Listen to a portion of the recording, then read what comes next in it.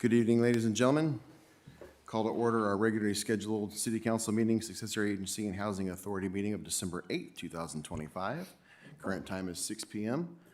Tonight, I'm going to lead us in our invocation, followed by Supervisor Rao will do our pledge for us this evening. So could you all please rise?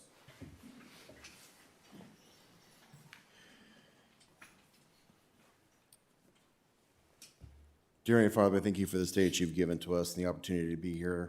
Thank you for each and every one that's here this evening, and thank you for the opportunity that we had to serve on this council this year and the things that we've accomplished, and thank you for each of my colleagues up here and all those in attendance tonight. As we head into this Christmas season, Lord, I just pray that we would not lose sight of the real reason for the season, not the commercialism, not the gift giving, not the fancy lights, but you sending your son to this world for us. And we thank you for that and pray that we would be able to honor and glorifying to you and everything that's said and done this evening. In Jesus' name, amen.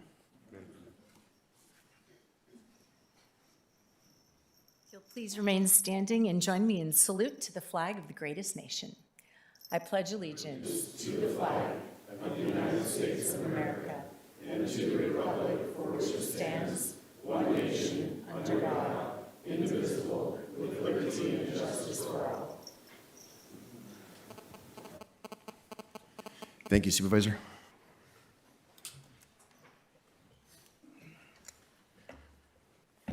Madam Clerk, would you please call roll? Councilmember Beaver. Here. Councilmember Miller. Here. Councilmember Woolsey. Here. Mayor Pro Tem Venable. Here. Mayor Thorpe. Here. All present. Interim City Manager, any changes to the agenda? Thank you, Mayor. We do have one change we have an amendment to agenda item number 7. It's page 121 of the packet. There is a change on Exhibit A to the Resolution 2025-51 with the MOU with the Yucaipa City Employee Association. We had an error in some of the counts. The assistant maintenance worker should be at 4, and the code enforcement officer will also be a quantity of 4. All right, thank you, ma'am. With that, we're going to move into our special presentations. We have a lot of them this evening, so kicking us off will be our captain from the Sheriff's Station, Captain Weeble.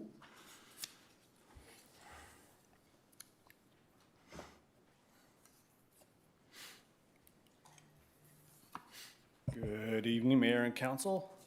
Tonight, I'd like to start this off by introducing Yucaipa Police Department's new lieutenant, Tony Romero. Tony's been with the Sheriff's Department for about 20 years and has significant experience with several divisions within the department. As a deputy, Tony worked patrol in Morongo, Yucaipa, and Central Station. As a detective, Tony was assigned to Victorville Station and the Homicide Division. And prior to his promotion to lieutenant, Tony was assigned to Victorville and the Internal Affairs Division. Last but not least, Tony and his family have been Yucaipa residents for over 10 years. Please join me in welcoming Lieutenant Tony Romero to the Yucaipa Police Department.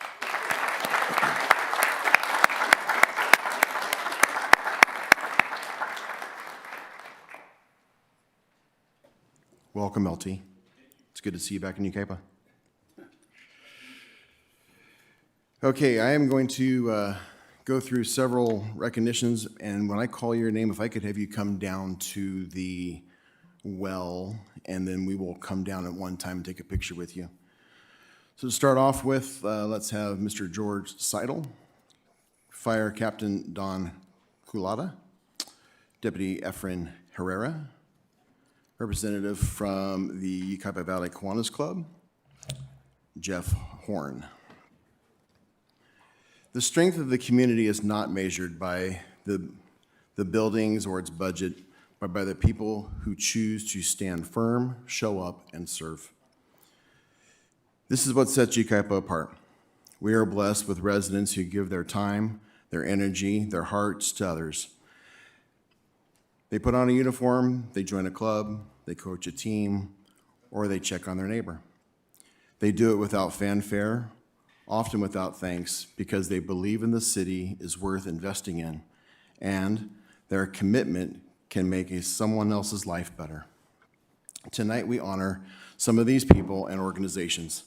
The men and women we recognize are reminders that the most powerful force in this community is not fear, but service.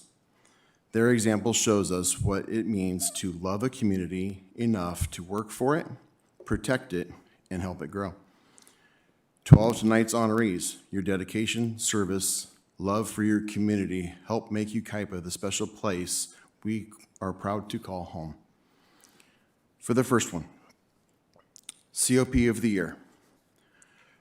Our Citizens on Patrol volunteers are a critical part of operation at the Yucaipa Police Station.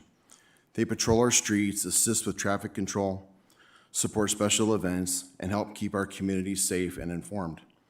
All of our Citizens on Patrol volunteers deserve a special recognition, but tonight we honor one person who has dedicated an extraordinary part of his life to the Yucaipa Station. COP Volunteer of the Year, George Seidel. George has dedicated 35 years of volunteer service to the Yucaipa Police Department, averaging more than 600 hours a year. Throughout his tenure, he has served the city of Yucaipa with integrity, professionalism, and unwavering commitment, first patrolling our community and now assisting the public at the station's front counter. George's presence at the station is a testament to the power of volunteerism and the difference one individual can make throughout the years of steady, faithful service. George, on behalf of the city of Yucaipa and many of the people you have helped over the decades, thank you for your incredible commitment to our community.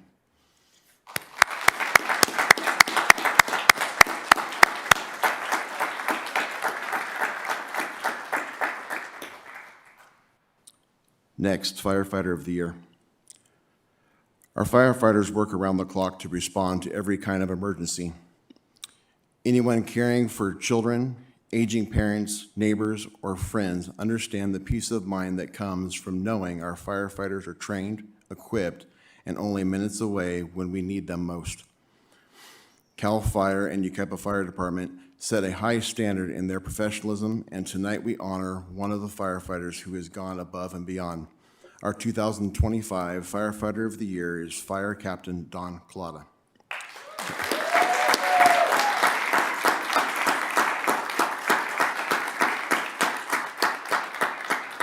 Captain Collada was chosen by his peers and colleagues by a wide margin and a powerful statement about his respect he has earned within the department. When voting, staff were asked to consider qualities like integrity, servant's heart, leadership, teamwork, dedication to training, commitment to the mission of the city and department.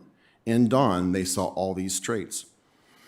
Captain Collada has made a great strides in administering, growing, improving the Yucaipa CERT program after the fire department assumed control, helping prepare residents to respond to the times of crisis. Over the last year, he has also grown professionally, becoming a state-certified instructor of hazardous materials and live fire training, a huge benefit to the training of our firefighters and keeping our community safe. He leads by example, provides steady command presence, strives to do the right thing every day. Captain Collada is an invaluable asset to the city of Yucaipa and CAL FIRE. Captain Collada, congratulations, and thank you for your outstanding service to our community.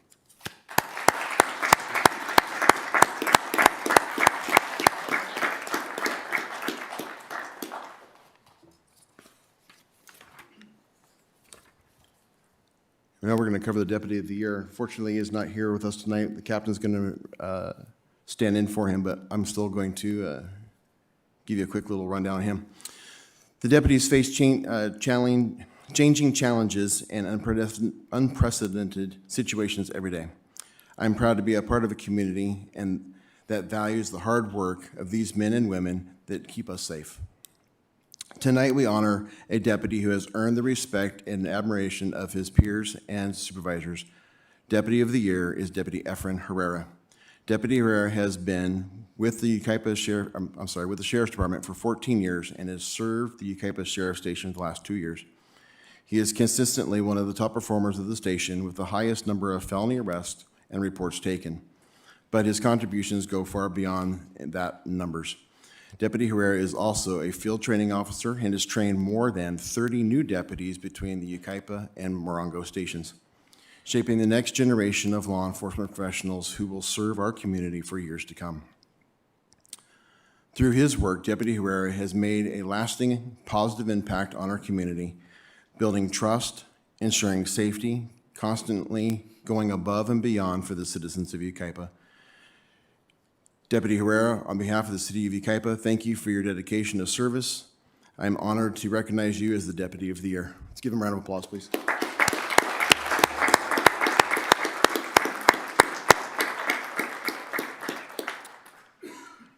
Now we'll move to the Nonprofit of the Year. Yucaipa's nonprofit organizations fill many needs in our community. Sometimes they pioneer new services. Sometimes they support and extend the work of local government. In every case, they help strengthen the fabric of our city. Tonight, we recognize the organization that has been doing exactly that for generations. Our Nonprofit of the Year is Yucaipa Valley Kiwanis Club. For 78 years, Yucaipa Valley Kiwanis Club has been a dedicated group of volunteers working together to improve the lives of children, families in Yucaipa, and surrounding communities. Through service projects, fundraising, strong local partnerships, the club has created a ripple effect of positive impact that has touched thousands of lives. The Kiwanis promote literacy, education, youth empowerment, safety, community events, and service projects that bring people together. They are always looking for ways to lift others up and to invest in the next generation. For decades, the Yucaipa Valley Kiwanis Club has stood as a beacon of selfless service and community spirit. To the members and leaders of the Yucaipa Valley Kiwanis Club, on behalf of the City of Yucaipa and the many families that you have supported, thank you and congratulations for being named the Nonprofit of the Year.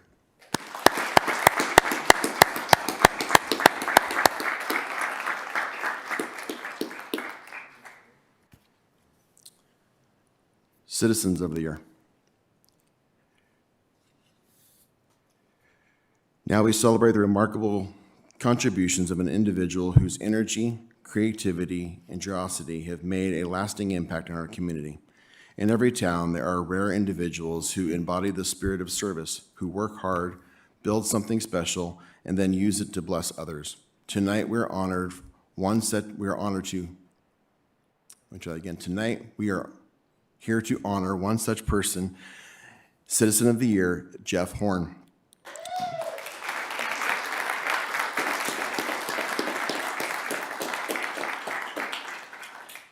Jeff is an exceptional Yucaipa resident and small business owner whose commitment to the community spans more than a decade. He owns Laser Legacy, a laser tag, arcade, and virtual reality center, as well as Danny's Pizza. Through these businesses, Jeff has created a safe, fun, and affordable place for families to enjoy time together. But it's not just what he has built, it's how he has given. Jeff's generosity is well known. Over the years, he has hosted team parties, donated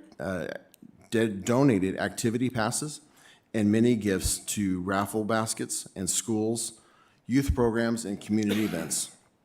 Jeff is also devoted husband and father of three. He mentors his past and current employees, affectionately known as his Laser Kids, and has spent 8 years helping them grow into confident, capable young adults. Many of these young people will carry on the lessons they have learned working with Jeff for the rest of their lives. Jeff and his family have lived in Yucaipa for 14 years. He has operated Laser Legacy for 8 years and Danny's Pizza for the last 2.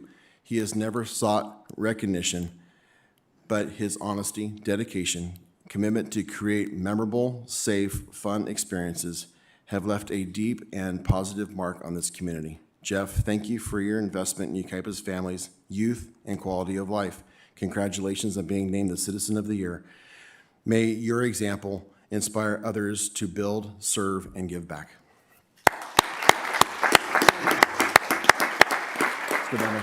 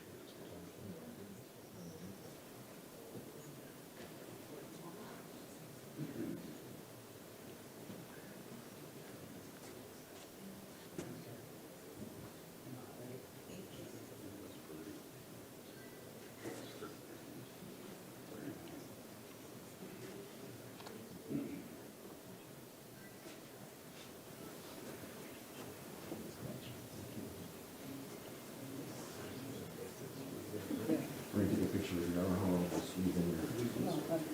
Yes, you guys. Will they accept it for? We're gonna,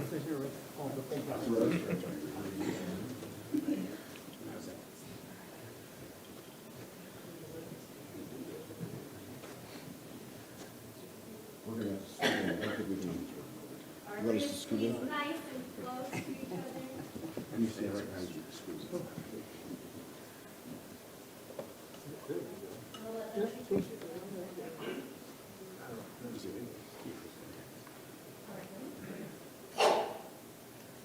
Yes.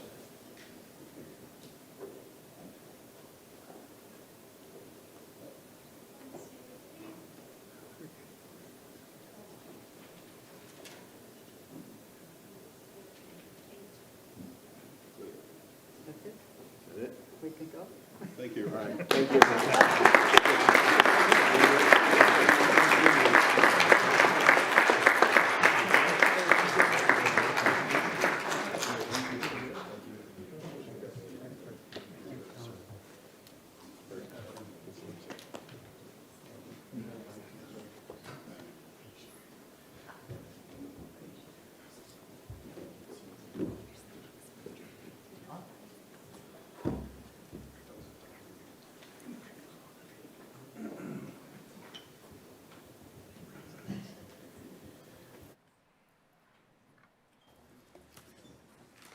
Okay, next, I'm going to call Chief Malinowski up for our first retirement presentation.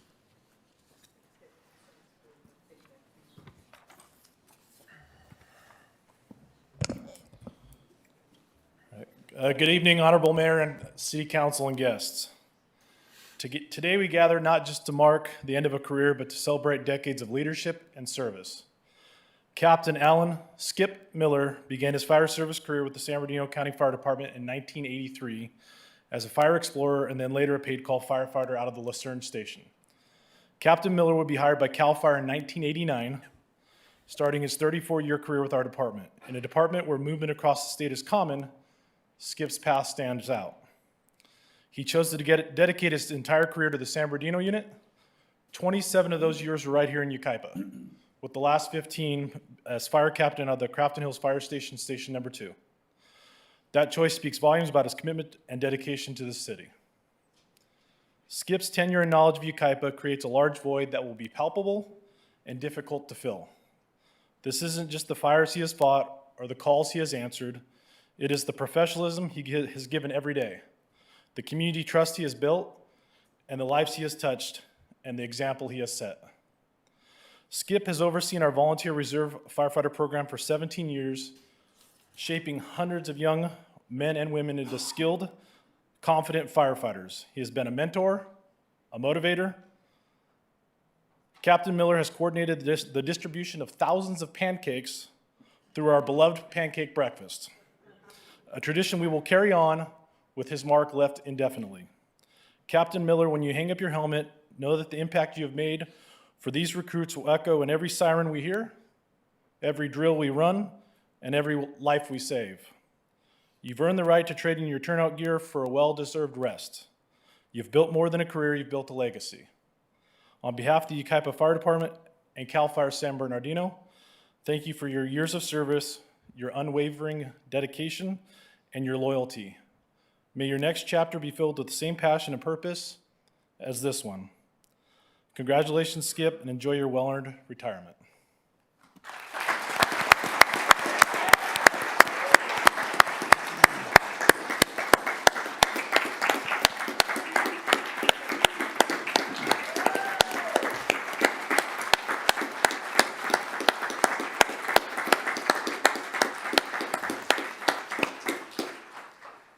I told me you wouldn't have to speak, so it's up to you guys. We don't have to speak, but we are going to take a picture with you. But I want to say personally, I've worked alongside of you for a few years, and thank you very much for your dedication and service to Yucaipa. I'm going to highlight 42 years of service, 27 of them in the community of Yucaipa. That's a long time. Thank you, Skip. Well, it's been a pleasure.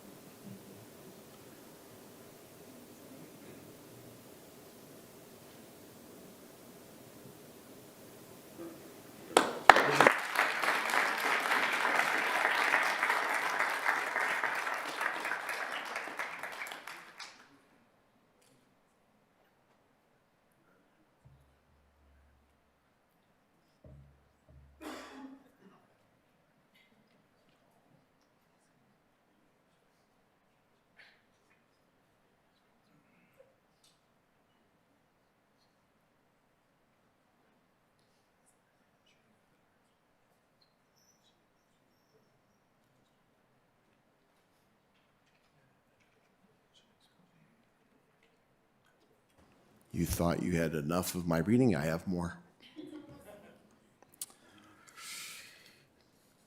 All right, next retirement is to honor Jennifer Crawford. Proclamation honoring Jennifer Crawford for 26 years of dedication of service to the city of Yucaipa. Whereas Jennifer Crawford has honorably served the city of Yucaipa since 1999 in roles including management analyst, director of general services, city clerk, deputy city manager, city clerk, assistant city manager, city clerk, interim city manager, and whereas Jennifer Crawford faithfully supported 3 city managers and 16 city councils, proving exceptional leadership, continuity of government, and administrative expertise. And whereas Jennifer Crawford further served in key interim capacities, including interim community service director, interim director of finance administrative services, and information system management, or manager, ensuring stability during organizational transitions. And whereas over 26 years, Jennifer successfully led and co-led major capital and community projects that have sharpened Yucaipa, that have shaped Yucaipa, including the community center, City Hall, Fire Station Number 3, Yucaipa Police Station, the Community Center Parkway retrofit, Yucaipa Performing Arts Center, and Uptown Park, and the multi-year Tyler software system upgrade. Whereas Jennifer Crawford served as the city's emergency management manager from 1999 to 2017, updating emergency plans, coordinating 7 declared emergencies, coordinating multi-agency trainings, developing community preparedness programs, including the CERT and Emergency Preparedness Expo. Whereas Jennifer Crawford administered numerous long-term service agreements facilitating community programs such as the Redlands Bicycle Classic, Yucaipa Circuit Race, and developed and managed the City Council Community Activity Grant Program. And whereas Jennifer Crawford served as the city's mobile home park rent administrator for more than 2 decades, ensuring fair, consistent oversight from 2017 to 2023, representing the city as a labor negotiator. Whereas Jennifer Crawford's professionalism, integrity, unwavering dedication have strengthened city operations, contributed greatly to the well-being of Yucaipa's community. Now therefore be it proclaimed that the City Council of the City of Yucaipa hereby recognizes and honors Jennifer Crawford on this 8th day of December 2025 for exemplary 26 years of service, expertise, and profound gratitude for her leadership and lasting contributions to the city.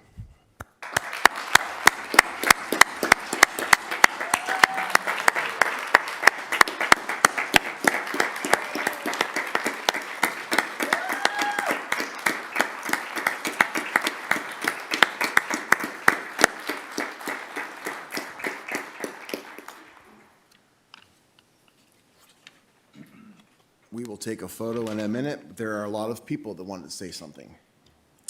So we will start with Supervisor Don Rao.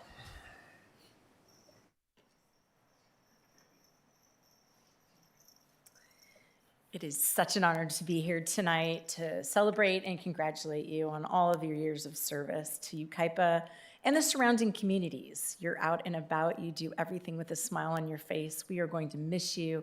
It has been really, truly a joy to work with you, and we wish you all the best on behalf of the full Board of Supervisors. We wish you well in retirement. Congratulations.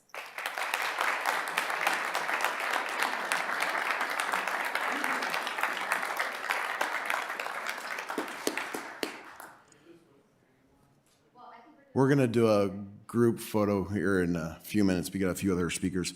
Yucaipa Valley Water District General Manager Joe Zoba, sorry. No problem. Thank you. Actually, I'm here with a number of other managers in the area. About 32 years ago, when I started at Yucaipa Valley Water District, one of my first meetings was with this organization called the Joint Issues Committee.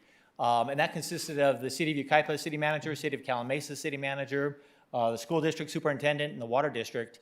We met over here in a portable trailer, which was once City Hall. And we have a chance to talk about all of the projects each one of us are doing. And I think more importantly, we talk about collaborating. And with that, we take your priorities as elected officials and the elected officials from all of the other organizations.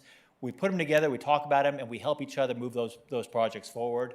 At our last meeting, we were talking about Jennifer and all of the projects she was involved with. And quite honestly, it just blew my mind looking back in time of all the wonderful projects you brought to this community. You should be very proud. I know you are. We are very proud, and we're going to miss you, but we wish you the best in your retirement. Thank you, Jen.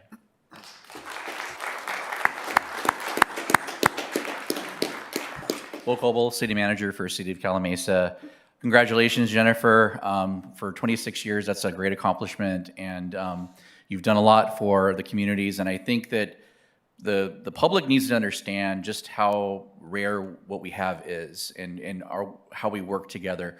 You don't see that in a lot of places, and so we're very lucky in our communities to have such a good working relationship between all the different agencies we have here, and Jennifer has always been a big part of that. So thank you for Jennifer, and congratulations.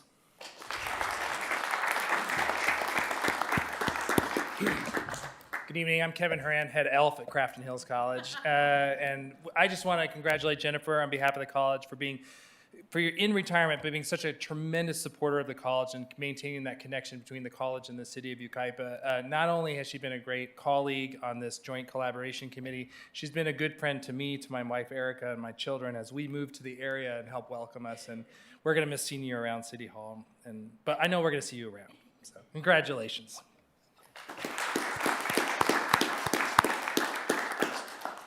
Good evening, Callie Binks, Superintendent of Yucaipa Calamasa School District. In 2013, I had the honor of joining the communities of Yucaipa and Calamasa, and the first month I had the pleasure of meeting Jennifer.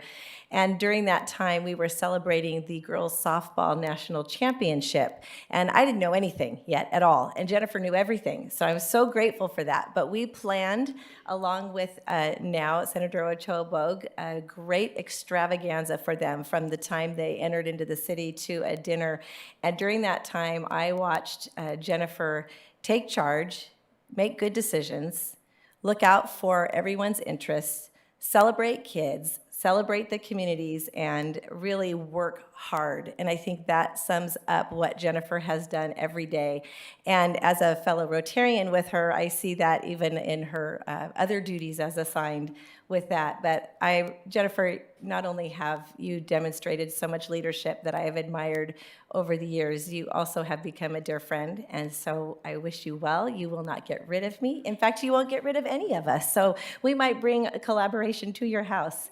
But on behalf of all of us on the Joint Collaboration team, we have for you an engraved vase that says, Jennifer, thank you for the 26 years of service to our communities, Crafton Hills College, Yucaipa Calamasa School District, Yucaipa Valley Water District, and the cities of Calamasa and Yucaipa.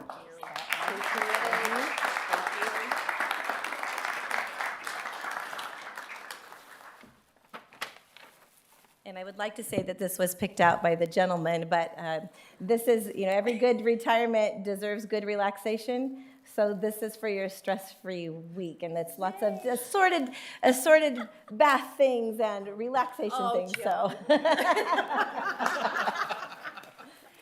Thank you, appreciate it. thank you. Next, Rotary Club.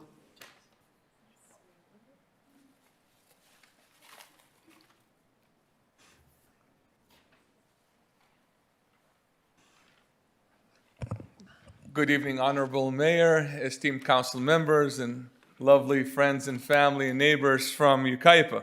I am Chris Markarian with the Yucaipa Rotary Club. I am here to speak on behalf of the Rotary Club and wanted to also echo, first, before I start saying a couple of nice things here, what an incredible day. Today is an awesome day to be a Yucaipian. There's a lot of nice people joining our team, like the lieutenant. We have our county supervisor here. My awesome sister, Callie Binks, is here. Kevin. So it's an incredible opportunity to just pause and reflect on what a wonderful day it is in Yucaipa. However, it is sad, our loss, and it's going to be the gain of her family, Jennifer Crawford, who I met when I first moved to Yucaipa and started causing trouble since 2012. And I said that, hey, Yucaipa doesn't have an emergency plan for CERT. I went to Redlands, then the county, and got certified to be a trainer for CERT under the leadership of Jennifer, and at the time, Sherry O'Connell, our other sister from the sheriffs that joined the city. And throughout the last 500 to 600 people that we have trained, and I saw Gloria is here. Gloria Garcia is one of our first CERT trainees. There she is. And what an incredible opportunity to have served through the CERT and its growth today. And Captain Collada, who was recognized as the Firefighter of the Year today, is our liaison through the fire department. And that was all due to Jennifer's hard work behind the scenes. A lot of people don't see it. But I am wondering if anyone checked her ID, because only in America someone retires that looks this young. And she's got so many more years to give of service, and I know she will. She has been involved in many of the Rotary events for many years now that she's been a Rotarian with us. You will all see her. If you're going to come and enjoy the Christmas parade, she's going to be yelling at everybody to line up and not drive an unsafe manner. So we're going to be at the Christmas parade next Saturday. She's been organizing for the last 3-4 months to prepare for a safe and fun Christmas parade. She's also very involved in the career day. So we get all the 8th graders in our school district, and Jennifer is very involved in doing that. And also she's involved in all the fundraisings that we do, that we give back to the community, like Kiwanis, like the Lions Club that we work with next door from Calamasa. So what an incredible honor to have served with you in the little bit of capacity and seeing you shine and be the example of a great citizen and a great community member. Jennifer, congratulations. I still can't believe that you're retiring this young, but God bless you for all the work you've done. Besides being an interim city manager and working since the 1990s, we can say, right? 1999. She's an awesome mother and a wife and still raised a family and managed to be all of those great things. So thank you again for a wonderful, wonderful life and service and dedication to this beautiful city and community. Thank you.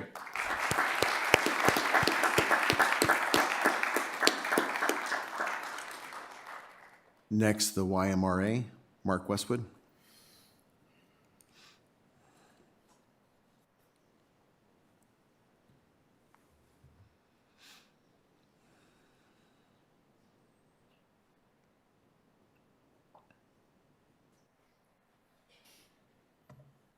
To put this up the right side.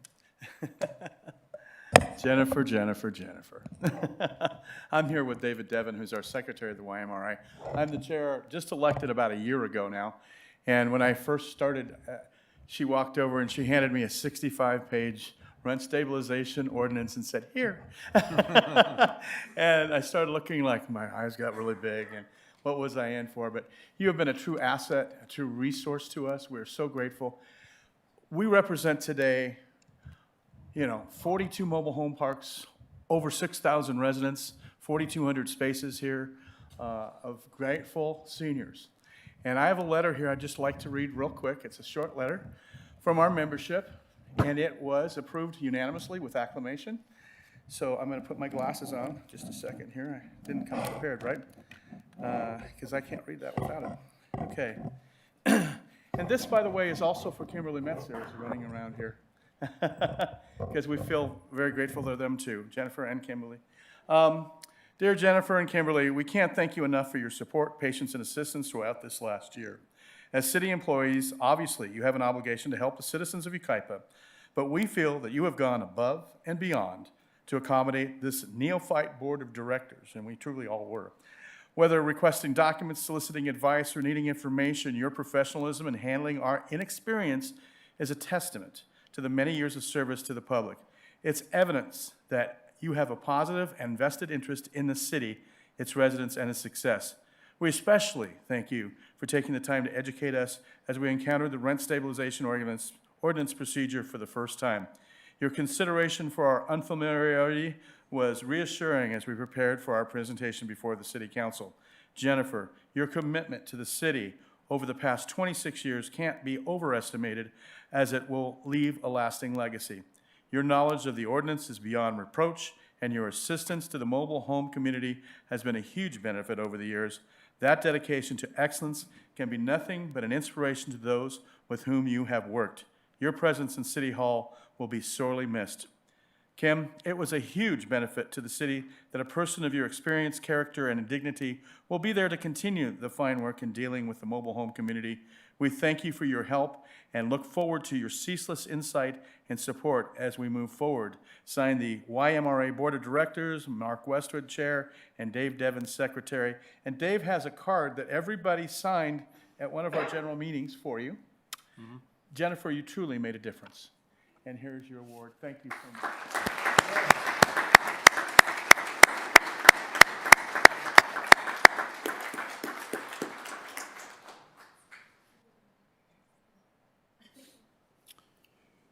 With that, I'll open up to my colleagues real quick if they would wish to say anything, and then we'll come down to the well and take a picture with Jennifer. Well, Jen, we only got to work together a year, basically, but I've enjoyed our time together. I wish you the best and hope you have a good retirement. Well, Jennifer, tonight's the night. We've had, I've really enjoyed our Thursday afternoon, 2 o'clock meetings discussing not just the agenda, but leadership in general, and talking about all the nuances of being a city manager or a leader of an organization that has to continue moving forward. You basically were drafted into the position. You didn't ask for it, but one night you're sitting there as assistant city manager, and next thing you know, we pulled you in and made you interim city manager, and you didn't blink. You just took over responsibility. You got in early, you work late, you don't take lunch, you stand at your desk, and you held people accountable for their jobs. You're really an authentic leader. I used to tell Kelly Binks that a lot, and I've been blessed to work with 2 strong women leaders in my time as an elected. I couldn't be blessed more to work with both of you. The intangibles that you have is you really care about this town. And I remember our conversations about the vision and trying to think about what was really important from the past into the future and what that was like, and trying to remember the good things always even during tumultuous times. What a great town we have. And, you know, you always ended on a positive note with me as I was trying to figure things out, but I appreciated that. I think when I first met you, I said you reminded me of a day shift sergeant because you were handling things, right? Handling things with your shift, and that was a compliment, actually, because you didn't let things go unsettled. You didn't let things fester. If something happened on a Thursday, you handled it on a Thursday. You didn't wait till Monday so your employees know things were handled. You managed the budget very well. You managed your staff very well. I think the directors will definitely agree that your team was tight. They handled things through, at times we had some adversity, but that's government, right? But what I would say special is, I know your family's close with Will and Cole. He's in college now and doing well. Will was a strong support. Seeing you at the festivals, helping, helping at some of the tents, pouring beer, and helping out, doing that for the festivals and helping the community. That was great stuff. So you were definitely ingrained in the community. I know you cared about the trails and public safety and all the different nuances of being a city manager. You were approachable. I remember when we first talked, you said, well, people don't think I'm approachable, Bob. You're very approachable. I found you to be extremely approachable and very competent in your job. And I'm just blessed to got to work with you. You know, I was a strong supporter of you and trying to talk you into staying here permanently, but retirement is here. And you want to enjoy it. Public service retirements are wonderful because you have to put in the time and the energy to go through the years of 26 years, and it's a great time to retire and enjoy. I wouldn't suggest running for council, but enjoy your time in retirement and enjoy your family. Just do the things you've always wanted to do. And thank you for serving us at a time when we needed somebody. Thank you very much. Thank you, sir. Councilman Beaver. So 5 years, we've been working together here for the city together, obviously. Your institutional knowledge of this community is going to be missed. And I don't think it can be filled. There's been several discussions we've had up here where you've mic'd up and said, well, that property belonged to so-and-so, and now it's a trust, and that's why that can't be developed that way, or something like that. So your knowledge of just the community and how it operates and the historic knowledge of our town is something that we can't find in anybody else. Thank you so much for your service to our hometown. Truly made an impact. Your leadership, your example, it's going to be missed, but you deserve every bit of retirement, and I wish you all the best. Now it's me. You know, I know we battled a lot through our years and stuff, but, you know, bottom line is we both care for the city. And I've noticed that more and more as we get going. So I commend you as you retire and move on with your life. And congratulations for everything. Ma'am, hate to see you go. Known you a long time.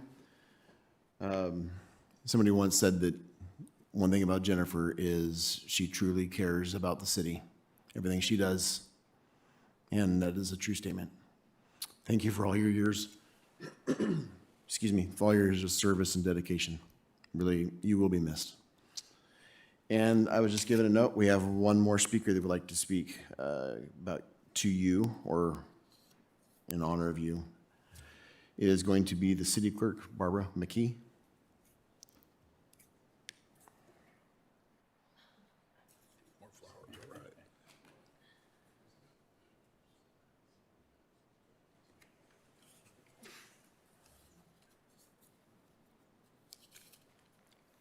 Thank you, Honorable Mayor, Mayor Pro Tem, and council, staff, residents, and my co-worker, city clerk.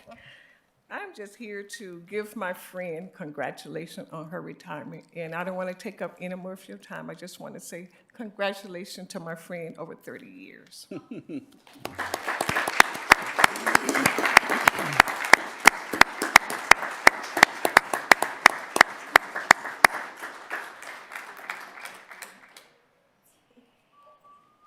With that, all the special speakers that spoke And Jennifer and my colleagues, would you all join us in the wall for a photo, please? As Jennifer is making her way over to the photo, if I may, Mayor, I just wanted to say that there's a lot of staff here this evening. If they could please stand. And this is just our appreciation towards you, Jennifer. I speak on behalf of all of us when I say that serving under you has been one of the most defining experiences of our career. You've been a boss who leads exceptionally with clarity, directness, and purpose. Your level of accountability is rare, and most importantly, you are rare. Your integrity is rare, and we are thankful for you.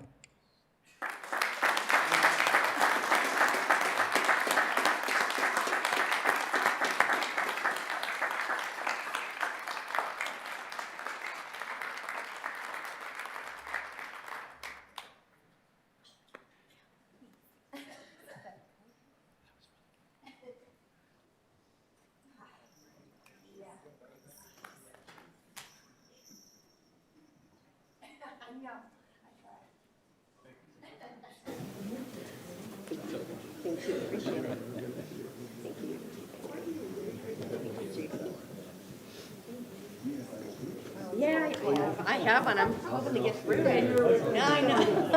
Believe not, he did not. Is it John Lee? All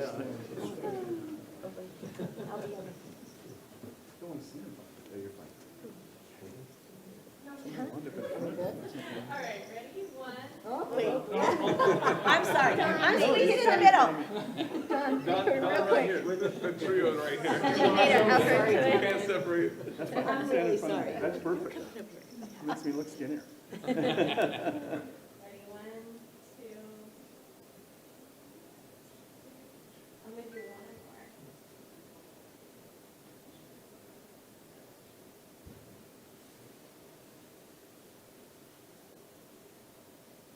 more.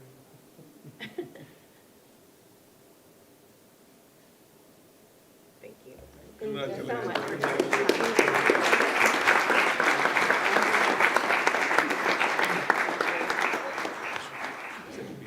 Thank you, appreciate it. Yeah, I know, I'm like. Yeah. I don't know.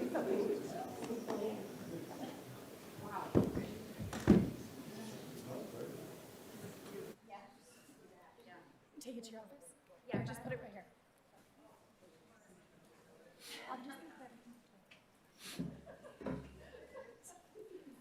So I prepared something, if that's okay. This moment is bittersweet for me. When I started back in October of 1999, I had no idea that I would spend the next 26 years serving this amazing community. Sorry. In all those years, one thing has remained true. I've been dedicated to Yucaipa, and Yucaipa has been dedicated to me. Yucaipa is special. The people, the organizations, and the overall community pride. This community is like any other. It has that small town heart, a place where commitment runs deep and a sense of community still means something. And even though in recent years have brought challenges that have tested us and created some division, I believe the heart of this community is still strong. I began my journey here as a management analyst, and through hard work, dedication, and a love for this organization, I was fortunate to grow here, to be trusted, and to ultimately serve as interim city manager for the past 9 months. It has been truly an honor. Over the years, I've had the privilege of working along so many amazing individuals that came and spoke tonight. We've always worked as a team. No matter how busy anyone was, if you needed help, someone was there. Every project we undertook, every challenge we faced, and every success we celebrated has been driven by one goal: to make this organization and this community the best place to work, live, and raise a family. Yucaipa is fortunate. Our city employees are dedicated, ethical, hardworking, and they love this community. So many of them give so much more than they take. And I am proud to have served alongside them, past and present. And I want to thank the employees who took time away again for their family this evening just to be here to support me. It means a ton. As I step away, I leave with gratitude, with pride, knowing that I always gave 110% and expected the same of all employees of the city of Yucaipa. Was never afraid to speak up to defend if necessary, and never compromised my morals or ethics. Thank you, City of Yucaipa, for always allowing me the privilege of serving this remarkable community. It has truly been an adventure. To my husband, Will, my son, Cole, and close friends, your patience, your willingness to listen to the good and bad, and your unwavering support have meant everything. Your continued encouragement kept me focused, driven, and committed to doing the right thing always. You have been my rock, and I cannot wait to start the next phase of my, hopefully, stress-free life. Thank you, everybody. Appreciate it.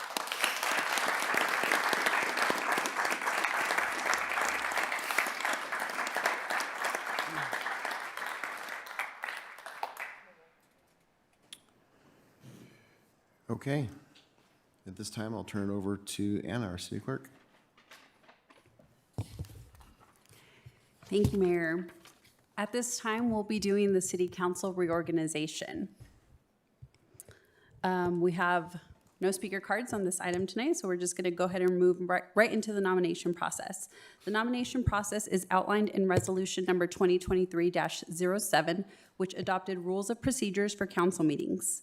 As outlined in section 3.1, a nomination for the office of mayor may be made by any member of the city council and does not need a second in order to be effective.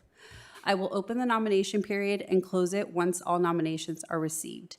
I will then read back the nominations and call for a vote in the order they were received.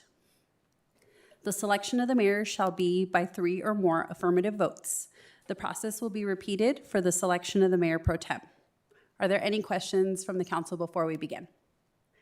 Okay, at this time, I will open the nominations for the office of mayor. Do we have any nominations? I'd like to nominate Mayor Pro Tem Chris Venable for mayor.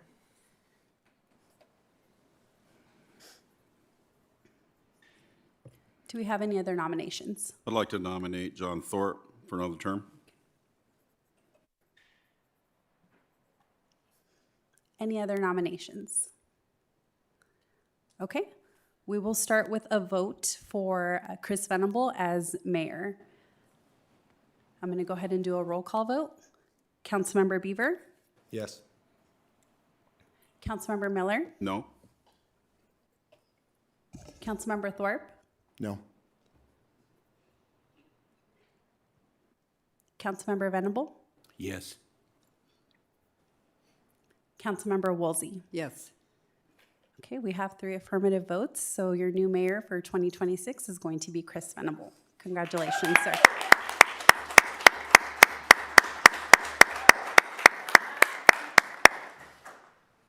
At this time, I will open the nominations for the office of Mayor Pro Tem. Do we have any nominations? I'll nominate Justin Beaver. Do we have any other nominations? Okay, take a roll call vote. Councilmember Beaver? Yes. Councilmember Miller? Yes. Councilmember Thorpe? Yes. Councilmember Woolsey? Yes. Mayor Venable? Yes. Motion carried. Congratulations, sir. Councilman Beaver has now been appointed to the Mayor Pro Tem.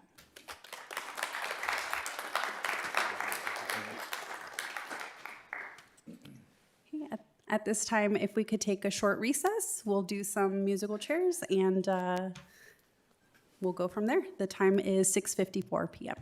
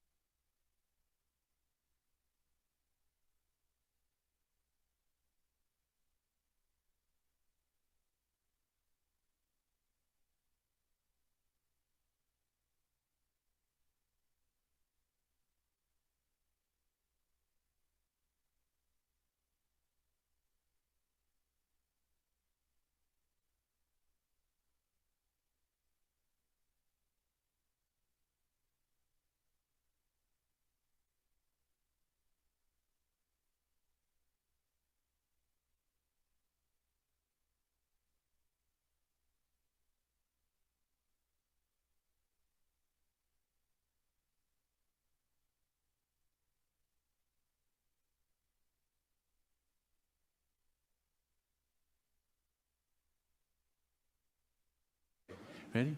Ready?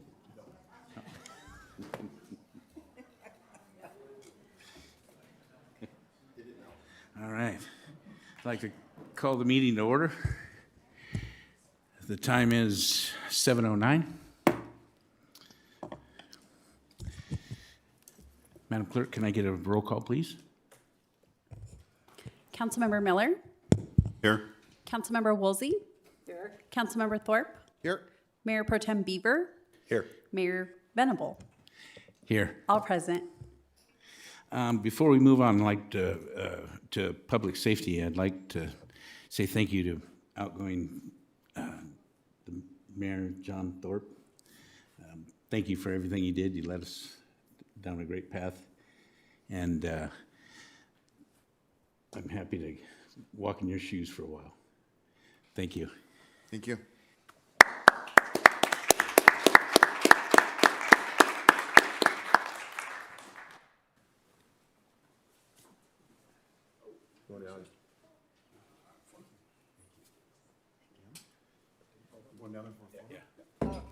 One more time.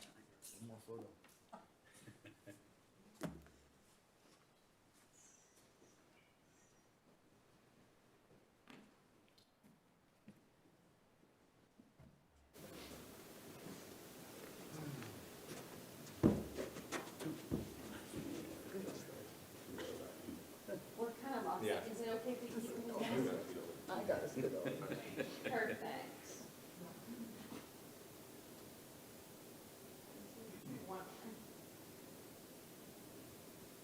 Thank you.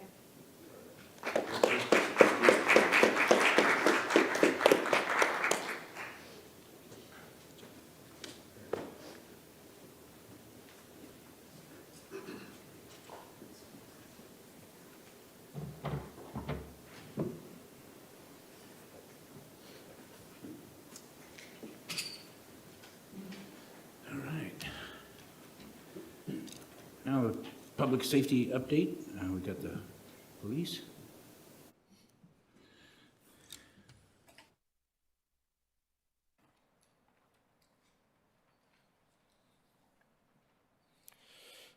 Good evening, Mayor and Council. Here's your Yucaipa Police Public Safety Report for October of 2025. Calls for service were 4,045 in October. We maintained a 4-minute average response time for emergency calls. Peak call times continued to be Sunday through Tuesday afternoon. For Part 1 crimes, we had 1 homicide. We have a rape up there, but that was actually found to be a county call. No robberies, 24 aggravated assaults, 3 burglaries, 15 larcenies, and 3 motor vehicle thefts. For arrests, there were 73 arrests, 51 were adult bookings into one of our correctional facilities. The most common arrests were narcotic-related offenses, warrant arrests, trespass offenses, and domestic violence incidents. For Traffic Enforcement Division, there were 94 traffic citations issued in the month of September, it should be October, 25 traffic accident investigations. We had 3 DUI arrests in October, and to follow up on this, we had one of our second traffic deputy was transferred to aviation. That spot should be filled in January, so you should see those numbers go up, hopefully. Solution-oriented policing, 38 transient calls for service in October, 7 complaints, tips via the Yucaipa app in October. 6 subjects were accepted assistance or information and 1 placement. There was 40-plus park patrols for vacant property checks, and there continued to be collaboration with local business owners and managers and 7 new letters of agency. Any questions? Any questions? Questions? Okay. Thank you. Thank you very much. We have Chief Malinowski.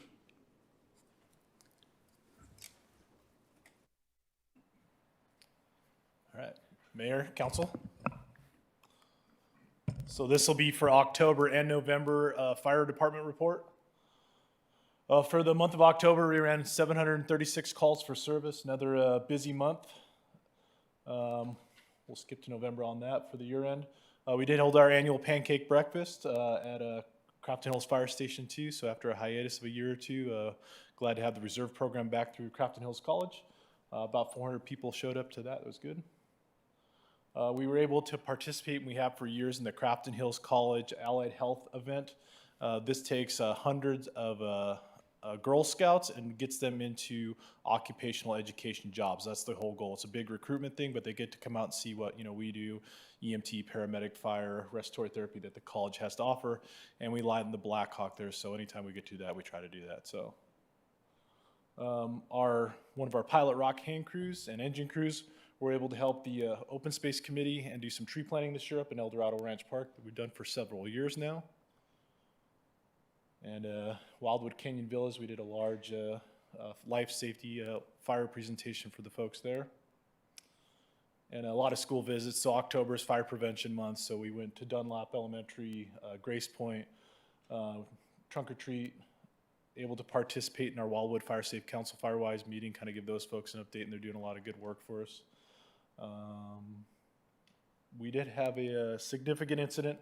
The call itself wasn't significant, but we didn't find out till later that CHP had shut the freeway down for several hours unbeknownst to us, so you may or may not have got a proper notice on that because we didn't know at the time. For November, 696 calls for service, which is another busy month for us. That's putting us about 8,500 calls, so that'll, once we factor December and our automatic aid, mutual aid, we'll probably be close to 9,500 calls, so that'll be a substantial increase from last year, and it's been busy every month, so sounds about right. I had a fire there in the Yucaipa Coin Laundry off the boulevard. When it says tumble dry low, you should pay attention to that. That was not the cause. Traffic collision with extrication, one of our well-known locals here. And on the fire side, we get fire calls every single day. That's why you have fire engines. We keep them small, we keep them confined. But we've been burning pretty much every week with significant incidents. That's where we have all engines, neighboring partners on fires like this. So when you see the fires up here, these are significant incidents, but we get fires every single day. So we had a significant incident at Shangri Lane, Bonanza Mobile Home Park. That was immediate, basically glow and header when the call came out. So the fire was already very well established before the 911 call even came in. This had a lot of social media traction, but it was just a vehicle fire. Yeah, everybody said Trader Joe's burning down, looks like that, but he was confined to the vehicle. Nothing at Trader Joe's, or you would have got noticed on that. Same thing for Vaughn's. And these residents were fairly anxious right above here, and we were able to quickly put that out. That's right across from the golf course there. Pickleball, we were able to do CPR, and we kind of do that with this group annually. Put 12 participants through a CPR class. And then we attended the turkey trot, and Mayor Venable, now I don't want to talk about it. Next year's my year. And then Winterfest, we were able to get over 1,000 outreach with all the kids running around. So we had over 1,000 outreach contacts with that. Very well attended, a lot of folks through the booth. And sorry, it's 2 months, we got a lot of stuff. So training, we're always training new stuff. And then we did have some flood coordination. We didn't have any flood calls. We did do flooding coordination, and it was all roadside debris. There was no impacted residents this time. So there was, if you saw the statuses, we were prepped for it, but we didn't have any impacted residents other than closed roadways on Potato Canyon, Oak Glen Road, like we always get. And Spark Love's out now. There's a box in the back. And then for anybody listening, you can go to, there's a website here and QR codes, and they're at all city facilities and online, and you can go there and apply for the toy drive. That's all I have for you, unless you have any questions. Now, do you have a wrapping? When is that? When We don't wrap. Oh, you don't wrap. We don't wrap. So we black bag, so it's discreet, Oh, okay. and we give it to the family and let that to be there. Yeah, we don't want to interject on the giving and stuff like that. We give it basically anonymously to mom, dad, whoever, and they pick it up at the station out of a black trash bag. Okay. Yep. And the pancake breakfast looked like there was a big fire truck. Yeah. Where'd that come from? Yeah, Redlands. We're all Redlands. Yep. Yep. One day. One day we'll be able to put our own. It's nice to have good neighbors, though. Yeah. Good partners, great partners with us. All our partners are great, but yes. All right. Any other questions from the staff? All right, well, thank you. We have code enforcement. Evening, council. This is going to be code enforcement statistics for September, October, and November. I apologize for my medical leave and our holiday condensed schedule here at the council. We have a couple months to catch up on. So as far as code cases in September, it's going to be 26 new code cases were submitted. 6 of those new code cases were resolved by the end of the month. As far as October, it's going to be 21 new cases were submitted, and 5 of those were resolved by the end of the month. As you can see, there's a commonality between the 2 months. Excessive vegetation with our rainfall brings up the weeds, some trash and debris, and inoperable vehicles, things like that. As far as inspection activity goes, 52 inspections were conducted in September. 38 of those total cases were closed out with $13,042 received in citation fees. In October, there were 153 inspections conducted. 179 cases were closed out with $406 received in citation fees. As far as poultry ranches, there were 3 inspections in September and 1 inspection in October, and there were no violations noted at those inspections. November, 24 new cases were submitted. 13 of those new cases were resolved by the end of the month. The top cases, again, are going to be trash and debris, excessive vegetation, and this month, some rooster calls. Let me back up here.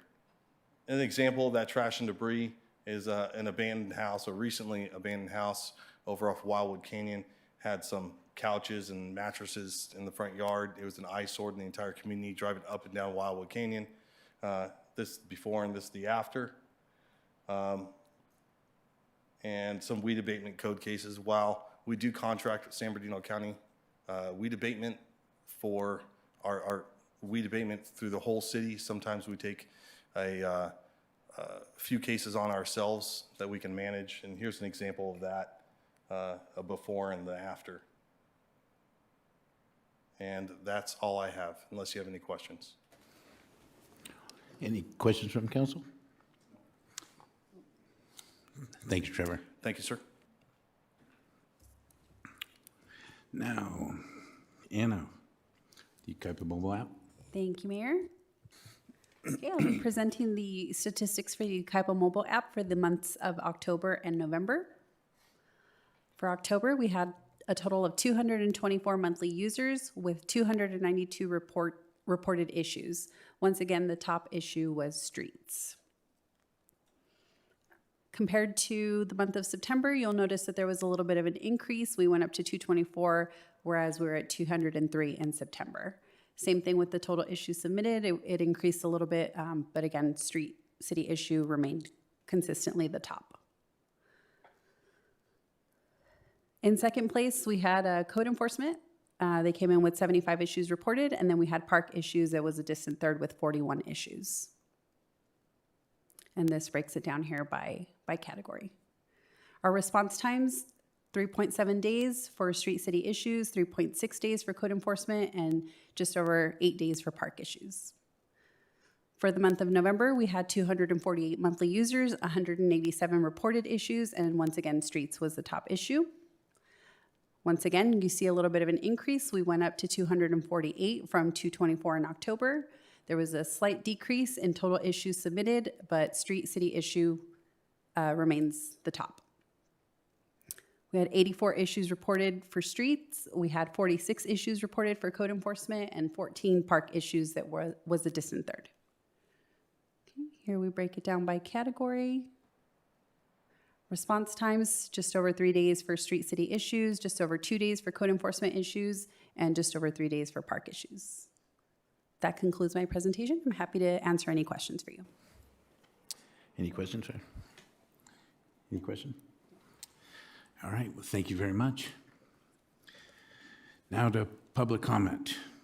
If there's any speakers, the clerk will read your name and the speaker card and invite them up to the podium.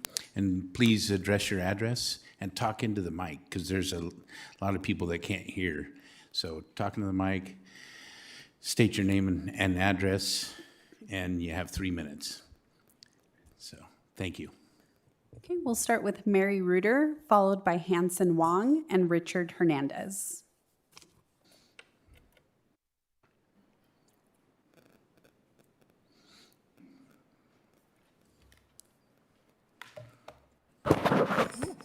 Sorry about that. Okay, good evening, council people. I am Mary Reuter. I am here representing the Chamber of Commerce, and I live at 10060 Carroll Drive in the North Bench. I gotta put my glasses back on. Okay, the Chamber held its holiday celebration last Thursday at the Yucaipa Women's Club, which included a pancake breakfast and lots of fun and games. On behalf of the Chamber, I would like to thank the fire captains Travis Pay and Ken Grove and the 15 some odd firefighters and paramedics who helped make the breakfast exciting. The highlight of the meeting was a group of firefighters who made everybody laugh playing our Jingle Butt game. We appreciate also Captain Weebold, who attended and introduced our new lieutenant, Tony Romero, to the city business leaders. And a big thank you to Elise Campbell and Councilwoman Woolsey for representing the city at our breakfast. In the coming year, the Chamber has lots of plans for events to raise funds so we can continue to promote and support local small businesses. Now, as you know, there is a strong community interest in having a fireworks show and a parade for next year's Independence Day. The Chamber wants to let y'all know that we have developed a partnership with the administrators of the Yucaipa Bulletin official Facebook page to raise funds through citizen donations to help the city with next year's fireworks show, and we hope for a Chamber sponsored 4th of July parade that hopefully we can get the city approval once our new city manager comes on board. Our next event is a ribbon cutting for a new business in Uptown, a specialty nail salon called Right Off the Boulevard, which will be on Thursday, December 18th from 10:30 to 11:30. Now, we know that it is sometimes difficult for council members to attend ribbon cuttings, but we sincerely request that the city send representatives to support the small, locally owned businesses in the community. And I was also informed just a little bit ago during the meeting that a brand new restaurant will be opening this coming Saturday. I am especially excited as it is a New Orleans-style restaurant named Bourbon Street, Sweet and Savory, right next to my store on California Street. And I urge the council and city officials and the community to support this uptown business, and we appreciate their chamber membership. Thank y'all very much. Thank you very much. Hanson Wong, followed by Richard Hernandez.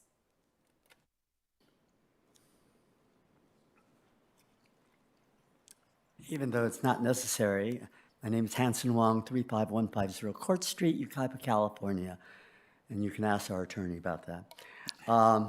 So first of all, I want to thank our first responders for everything they've done for us this year. I'm just very grateful for everything they do. Secondly, I wanted to personally thank Jennifer for everything she's done. I didn't want to come up when all these other people came up because I don't have flowers or plaques to give her, and I apologize. A couple of items. One, with Coleman property, I hope we learned that we're really not a bank. We're really not real estate holders, and that, hopefully we can exit this without any financial or cultural chaos, and that's all I'll say to that. Secondly, on the consent agenda, I feel that sometimes it does not allow the city council members or the community to get all of the gist of the things. So I feel even if it's not legally illegal in complying with the Brown Act, it might act as in the spirit of the Brown Act, that we're really not following it. And that's all I'll say about that. This is a time of giving, and a lot of our organizations, whether it's the Lions Club or the police or the fire, you donate a lot to our citizens and those who can't afford it as well. I want to thank them and all the other organizations that does it. I do want to point out an organization that I've utilized recently, so if you don't have any that you're donating to, the Calamasa Yucaipa Family Assistance Program, I think does a good job, needs clothing, blankets, food, and so on, if that's something that you or your friends have an opportunity to give to. And along with what our young lady said, I would support our businesses, especially up in Upper Yucaipa. I have participated in a lot of them. Some of them have left. I'm anxious to try out the New Orleans stuff because I was stationed there for a while in the military. The last thing, since one of my gout problems is forcing me to leave early, I want to mention the fact that we have to consider our budget when it comes to the campaign donations. I think the two areas that would help us out is either something that is unlimited, or if we follow the state's requirements or recommendations. And by doing that, we would allow a certain of our community members to participate in campaigning for council members or whatever without additional cost. So I would recommend following the state recommendations. Thank you. Sorry I ran over. Thank you. Richard Hernandez, followed by Christine Muller.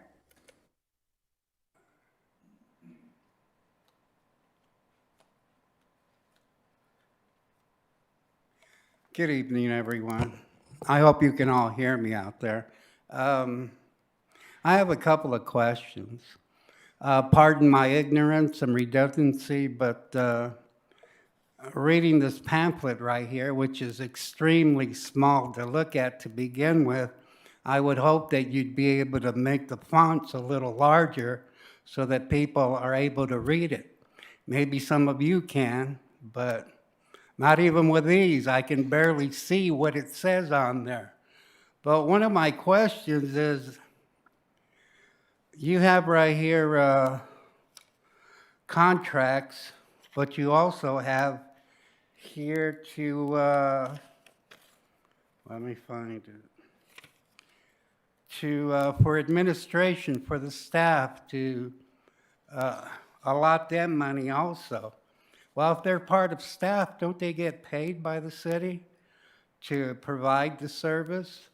And right here you have approved amount of $12,000 for staff costs associated with contracts. So is that aside from their normal job to create a contract and to get paid for it?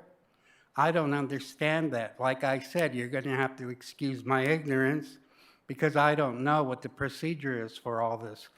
But on several of these items, it says approval for money for contracts that supposedly the staff is putting up. Like I said, I don't understand it all, but I often wonder. But my main concern is trying to read all this. Even though I have these supposed glasses that are supposed to magnify the lettering here, it's so small I need another magnifying glass and able to read all this and see it. And as far as your initialing of certain items or certain types of configuring something, like I said, I'm ignorant of the fact. I don't know what some of these letters mean or what to associate them with. But thank you very much. I hope all of you have a great holiday, and congratulations to the residents that have shown up tonight. Thank you. Thank you. Hi, Council. Christine Muller. I got a little emotional and intimidated when Jennifer was being honored. she had quite a few dignitaries up here giving her the praise and honor that she deserves. But as a citizen, I'd like to honor her for the respect that I have for her, for the job that she's done all these years.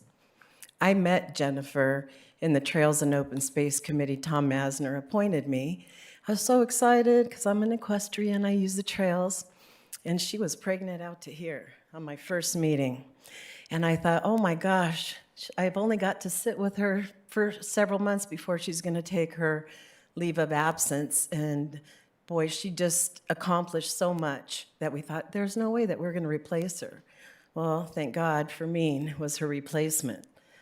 So here I am today. My kids were in elementary school. She was pregnant. I'm a yaya, and her son is in college. Through that time, I have to thank her for always supporting the citizens and always supporting the community services. I've been on the Trails and Open Space all those years, and we've accomplished a lot. And thanks to City Council and to city staff. We've generated trails. We have our first our single track mountain bike course. And Fermine was a big part of that. Jennifer, Ray, everybody was a part of it. And you know, I have to tell you, until you've done, sat with and tried to accomplish things with City Council and with the government, it's Machiavellian. You cannot just do what you want to do. There's rules and regulations, the state in this. And I'm the type of person that likes to get things done. And I have a kind of a stubbornness a little bit about me because I'm passionate, I'm Greek. This woman is as passionate about the city of Yucaipa as anybody I've ever seen. And I want to thank you so much for always being there when we had a project, for bringing Will and your son and your friends and your family to come and plant trees and walk the trails and meet people that come to our Take a Hike. So I could tell you that there have been a few times that she's called me into her office. Most people don't like conflict, but Jennifer always took it on head on in the most positive, kind way. So Jennifer, all my respect to you. From watching you with this city, giving us this place. I mean, we started off putting together tables and putting bunting and tablecloths on them at the sheriff's station. Now we have the Performing Arts Center, we have the Community Center, we have parks, we have this. I mean, we have City Hall. I am so proud of the class that she's brought to this community. Thank you so much. Thank you, Christine. We have no more comments. Now it's council conflict of interest disclosure. Does anybody have any conflicts of interest to disclose? Mr. Mayor, Yes, when we get to item number 5 on the check stuff, there's a couple items related to the sheriff's department. I'll have to abstain from those 2 items. Okay. And Mr. Mayor, if we could, just briefly, just for point of clarification, when the gentleman spoke regarding staff time, can we just clarify that's added to a contract to offset the cost of city staff administering the contract, analyzing the contract, and inspecting any inspections costs for moving forward? That's accurate? That's accurate. I think he was referring to a specific contract, and staff time is charged to that contract. It's not an amount going to that staff person. It's the recognition of the cost necessary of that staff person's time to administer the contract. Thank you. Can you explain to him how to get to the agenda so he can pull it up on his computer or whatever, his phone, so he can read the agenda packet as well as the citizens? Yeah, sure. Megan is on it. Okay, thank you. All right, now the consent agenda. Tonight's consent agenda, items 1 through 14. Does any council member wish to remove any items on this? I'll move approval. I'll move approval on items 1 through 14. I got it first. I'll second with the abstention of the two sheriff's items. Okay. On item I 5. got a first and a second. All in favor? Aye. Aye. Any opposed?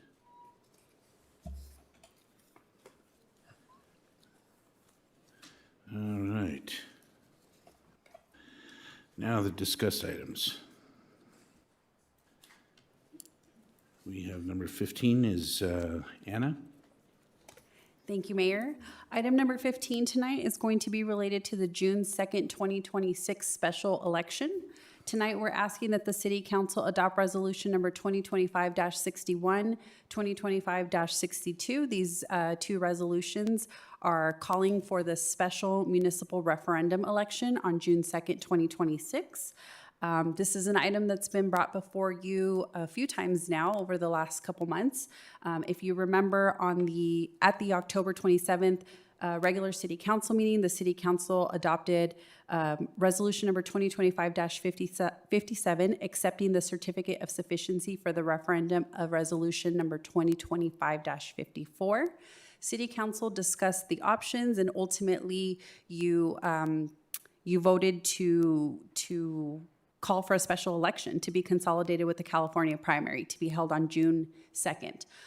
We did, as staff, we told you that we would come back with the resolutions actually calling for the election, and so that's what this item is tonight. In addition to the adoption of the two resolutions, we're asking that the City Council authorize a budget adjustment in the amount of $200,000 for the cost of the election. That concludes my presentation. I'm happy to answer any questions. Any questions from council? Any questions? No. I have actually not a question, but you know, the election's on June. It's not a regular election. It's in between the president and the governor election. So you're not going to get as many people going to vote on this item. And the people who are going to vote for it are the ones that signed that petition. And you've seen we had staggering, signatures on this and stuff. And so I just feel that we should rescind it, maybe get it a ad hoc committee with one person in each district, a couple councilmen, some city staff, and a representative to each property owner. Because it's just, I 100% believe it's going to go down. With all the signatures that we've gotten before, those are the ones that go to the special elections and vote. If you look at all the statistics and all the votes, moving forward, the special elections are probably a third to half compared to a regular election. So that's my request. But will anybody have a motion? Or can I make a motion, or? You can make a motion, yes. You can recognize yourself, and you can make a motion if you like. I'll make a motion to rescind it, and we have a year to get something put together to move forward on this. With our new city manager coming on and stuff, I believe that it'll give us some great ideas to get this pushed through. But I'll make a motion to rescind it.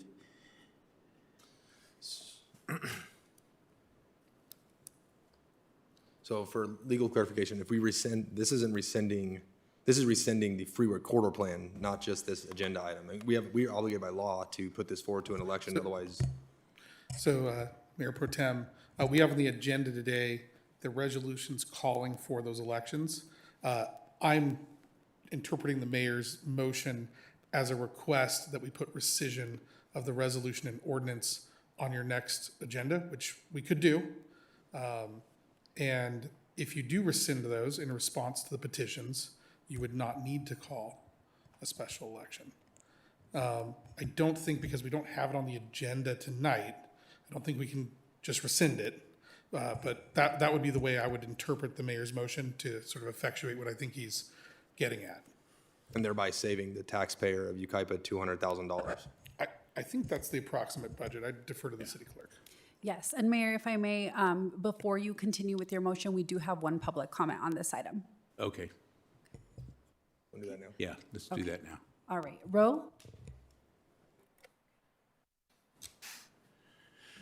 Ro Randolph here, Colorado Hills. I agree with you, Chris. I think that's an idea that we need to look into, because that's $200,000. I'm for one that was out there getting the signatures. But let's add all this up here tonight on this agenda. All these contracts, plus the $200,000, just tonight, well, the numbers is $895,000. We need to cut the spending. We need to cut down on these contracts. And I know some of you folks don't really care about all that, but I do.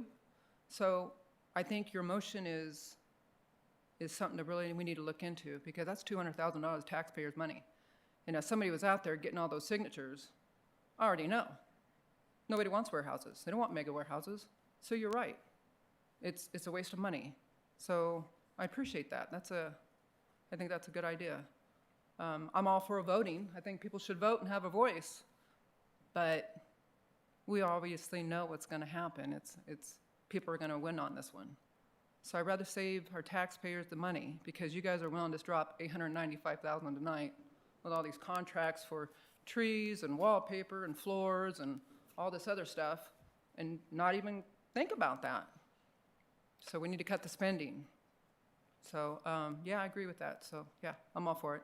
Let's talk about that. Let's put it on the next week's agenda, whatever we got to do, and let's have that conversation about rescinding it. But yeah, good job. Thanks. Thank you. I have no more comments on this item. Okay. I'll second your motion.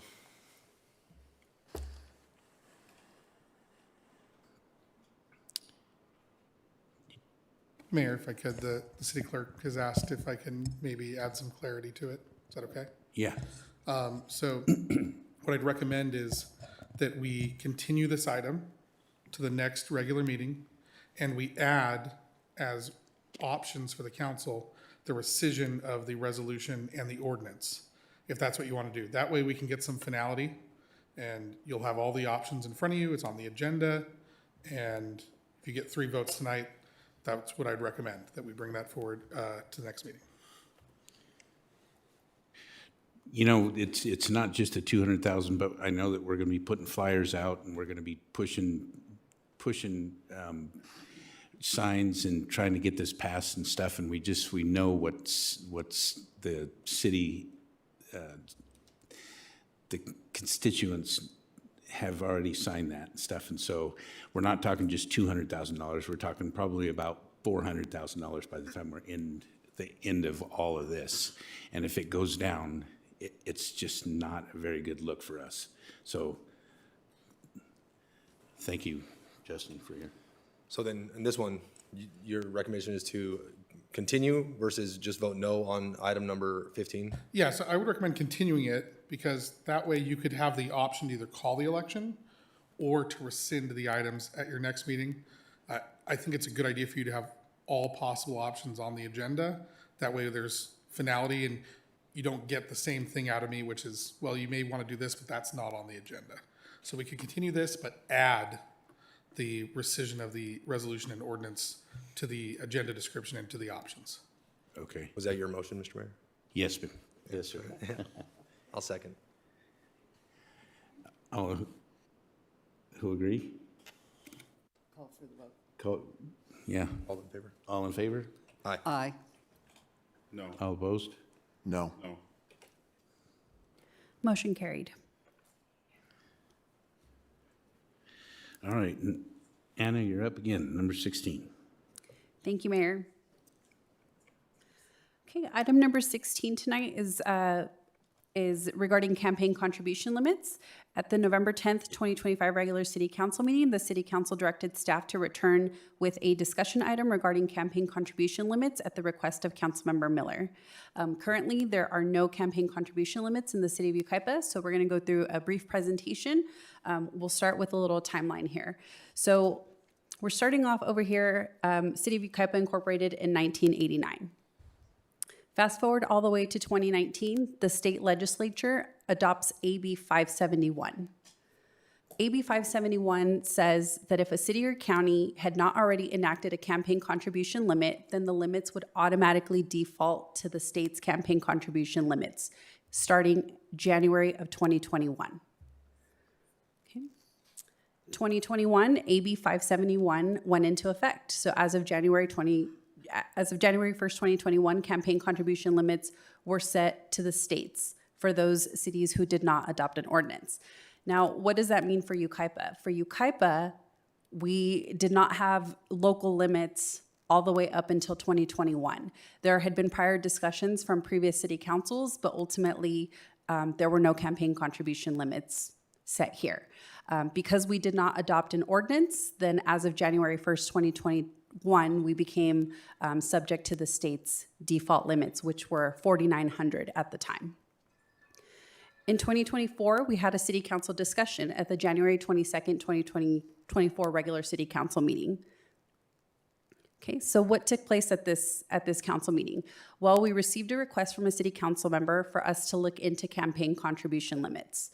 Staff brought forward an item, which was the introduction and first reading of ordinance number 440, imposing no limits on campaign contributions. There was council discussion, we heard public comment that night, and ultimately the city council directed the city attorney to draft an additional ordinance setting campaign contribution limits to $10,000. Fast forward to your February 26, 2024 meeting, staff returned with both ordinances. So we had ordinance number 440, which was the original, imposing no limits on campaign contributions, and we had ordinance number 443, establishing the limit to $10,000.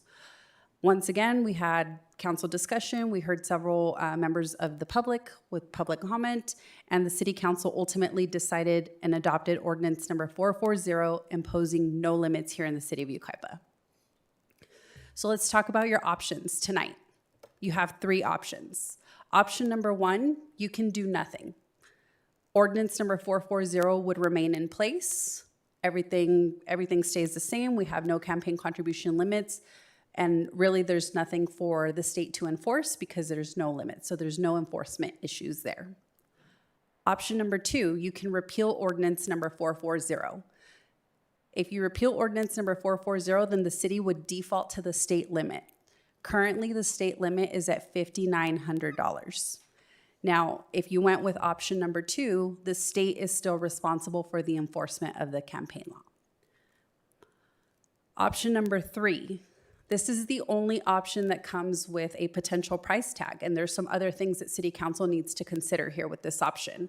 With this option, it would require that the City Council discuss and determine an appropriate amount.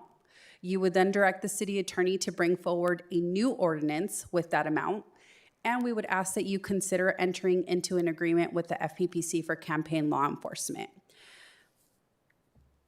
Attached to your staff report is a draft agreement of what that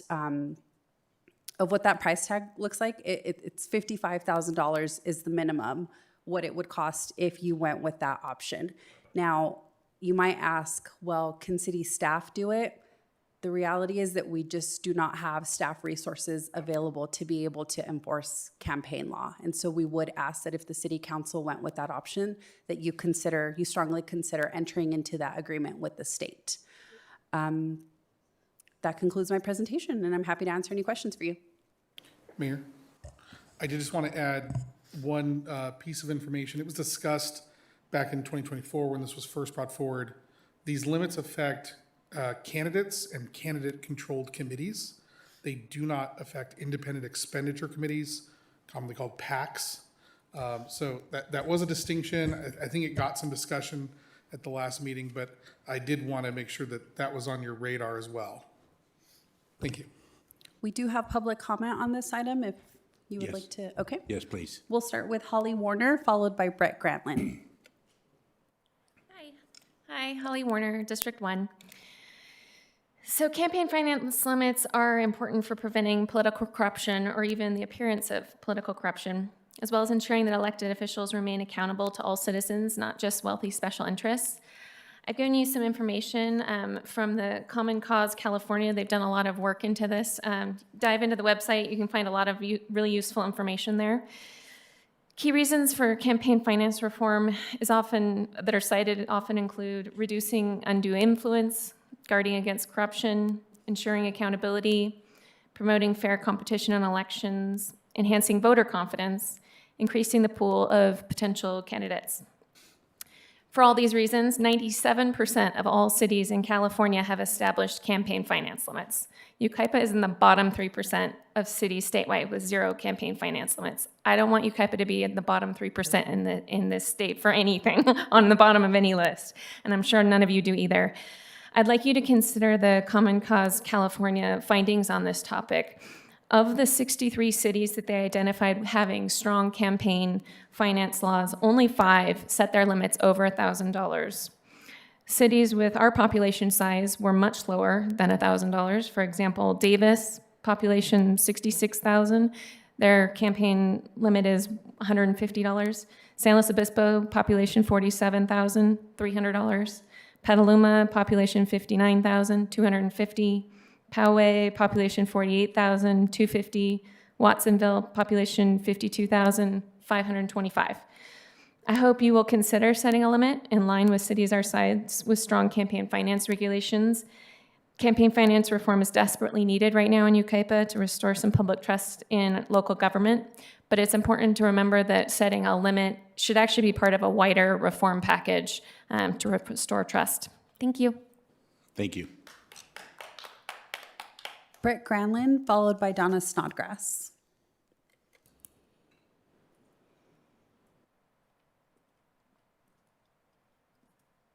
Good evening, Mayor and council members.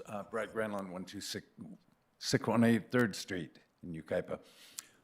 This is a matter that you could vote either way on without making a huge amount of difference.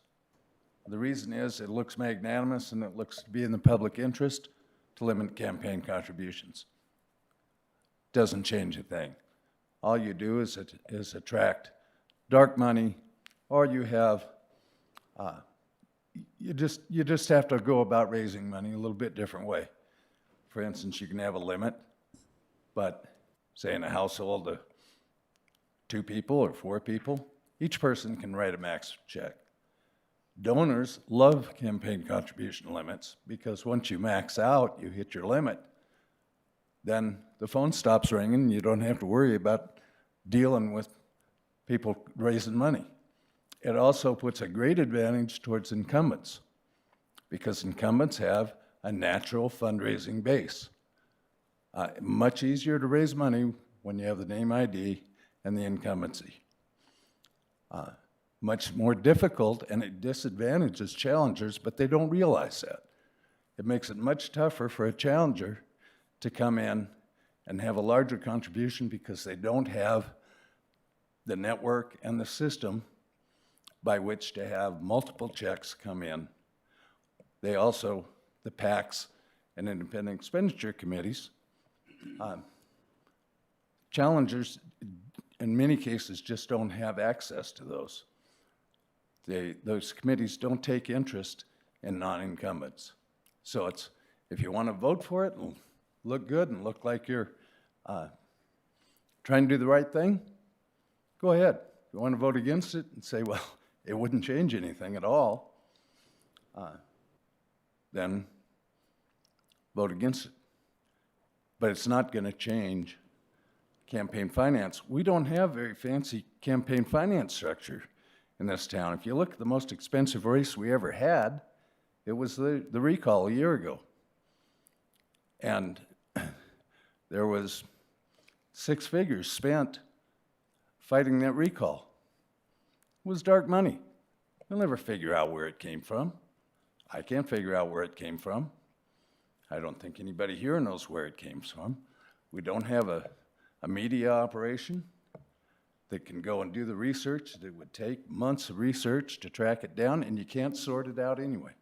Those independent expenditure committees draw unlimited campaign contributions from numerous sources for 20, 30, 40 races. And lastly, the reason that so many places have campaign contribution limits, as well as the legislature, the governor, the Senate, on up to the president, it makes it much easier for those who are connected to raise money and much more difficult for the outside challengers.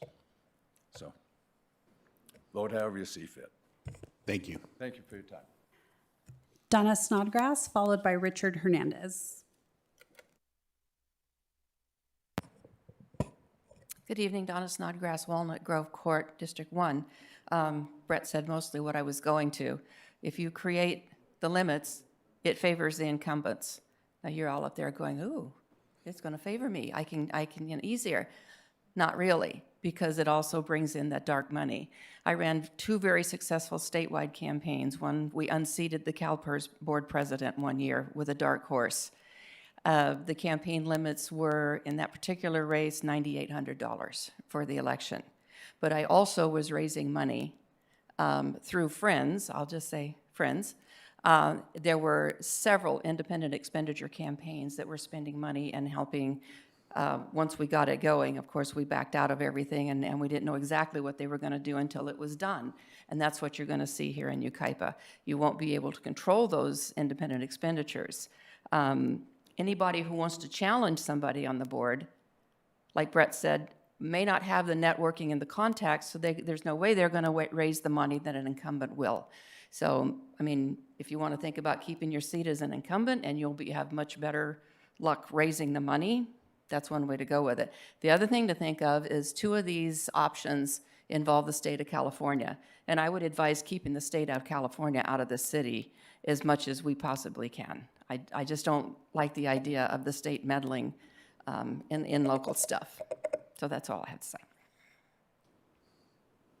Richard Hernandez.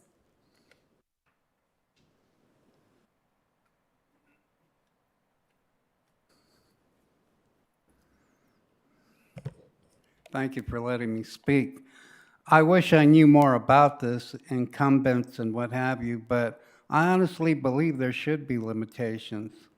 If you question the person that's running and the quality they have or the education they may have behind them, it should be sufficient enough. But you don't need anyone from Palm Springs, Santa Monica, from all these other states to contribute, because they have contractors that'll do the work, that they have developers that people are going to prefer through them. And it's a big question as far as questioning the validity of an individual that's running. But I do believe there should be a limitation. There shouldn't be an open book on, well, I'll give you 20,000. And sure, you see a lot of advertisement for that individual, but the reality is, who's the most honest and confident person to represent the community, rather than who's got the most money, who has the biggest campaign? Thank you.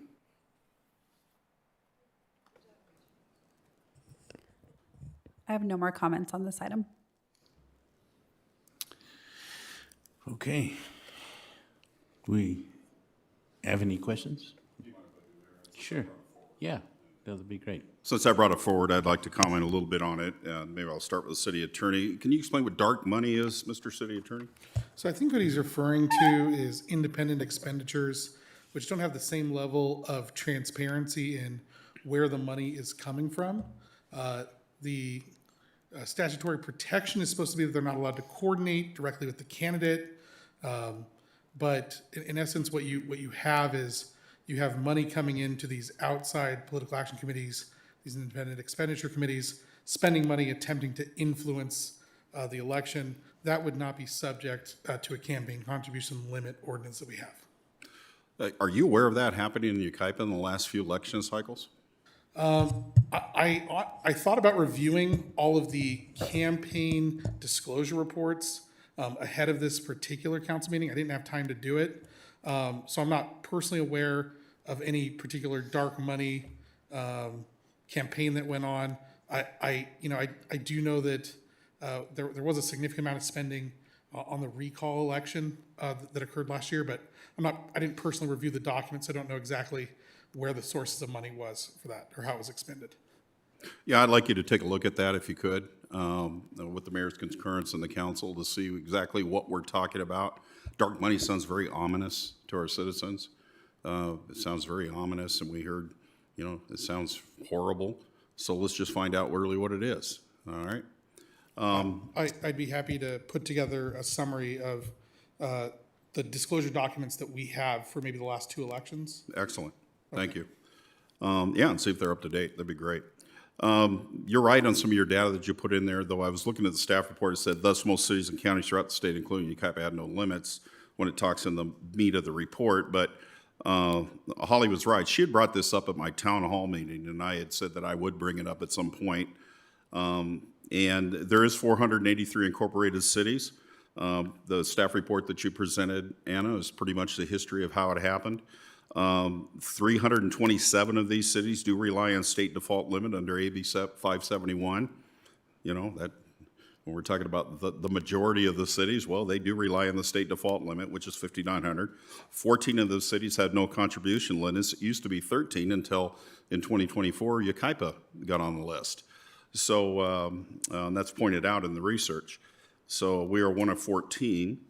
The recent trend that affects some city regulations are some jurisdictions have repealed existing contribution limit ordinances, shifting them into the state default category.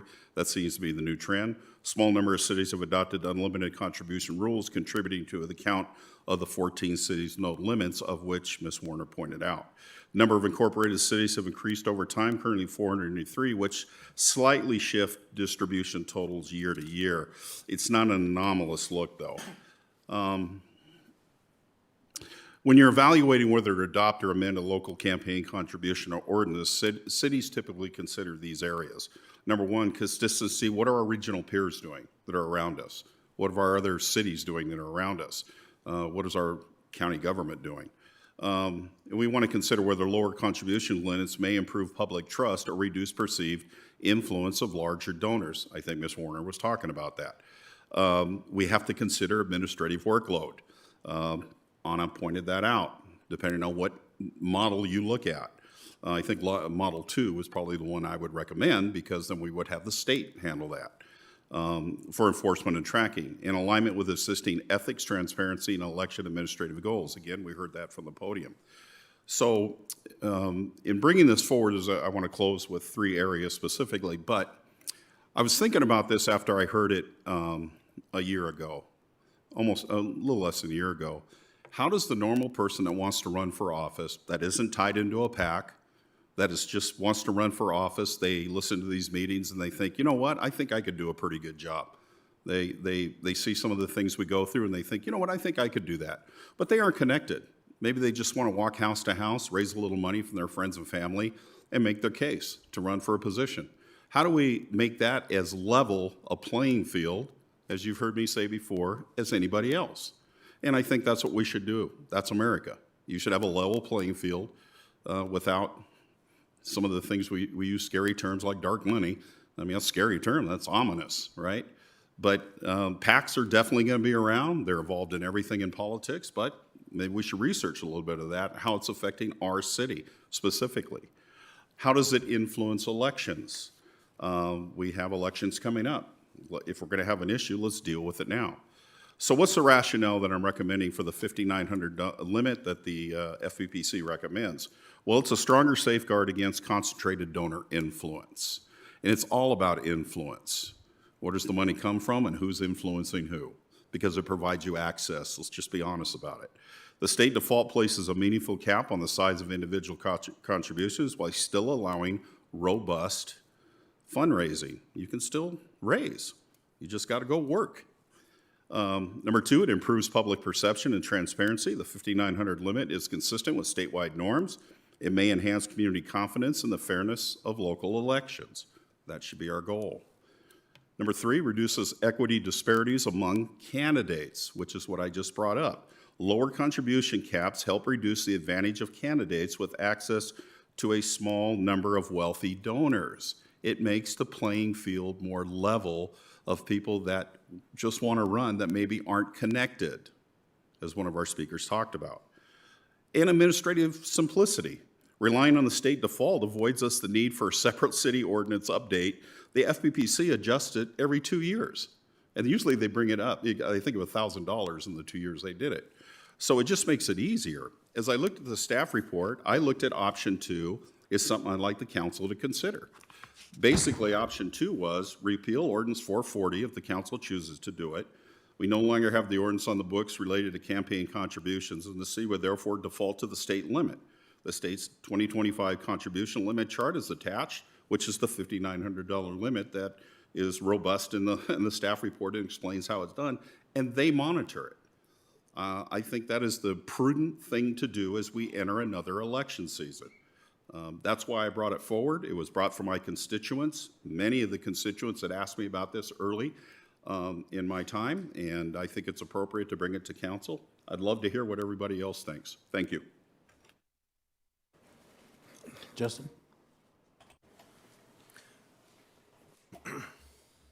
I've never raised anywhere close to $5,900 on an individual donation, so I don't disagree with it.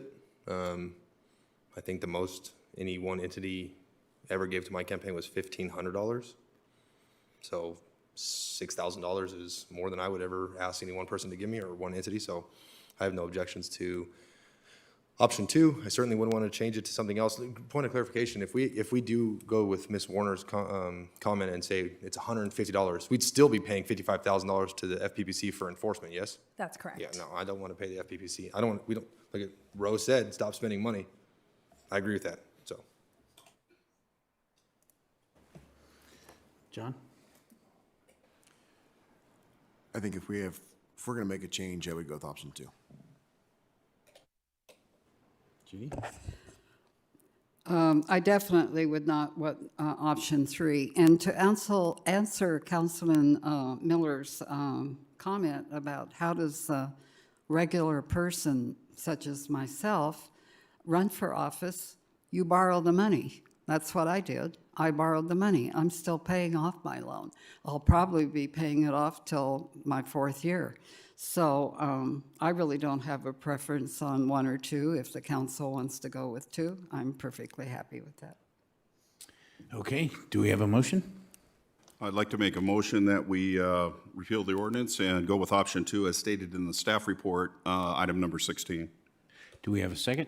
Seconded. All in favor? Aye. Aye. Aye. Aye.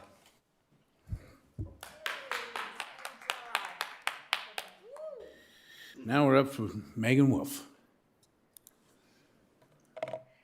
I thought I'd lighten the room here a little bit. Good evening, Mayor and Council. I'm here to talk about the Autumn Fest that took place on September 27th in the Uptown from 12 to 9 p.m. The event was a little bit different this year. The one thing that was different was that it was condensed to a single day. And you might be asking, why did we do that? We did that to execute City Council's 2025 goal of delivering a balanced budget. In addition, unfortunately, city events have seen an uptick in poor behaviors by teenagers at the festivals, particularly on Friday nights. The Sheriff's Department informed us that teens call it Friday Night Fight Club. In an effort to get rid of that, we changed Autumn Fest from Friday night and Saturday night to just Saturday. However, we didn't take away the fun that Autumn Fest was known for. The car show still took place. On Saturday, we also had a haunted house, a kids zone, food and merchandise vendors, which sold out in record time, and a beer garden, which didn't sell out of alcohol. The 2025 event was designed with the continued cost management focus of breaking even. And I'm here to happily report that not only did we meet that goal, but we exceeded it. Our revenues for the event was $64,935, and the expenditures for the event was $38,868. That was a general fund impact of $26,068 in the positive. Because the Director of Finance is sitting just to my right, I do want to note that that does not include the costs for staff in his department to process the payments, for vendors to process the contracts. staff in my department to execute those events.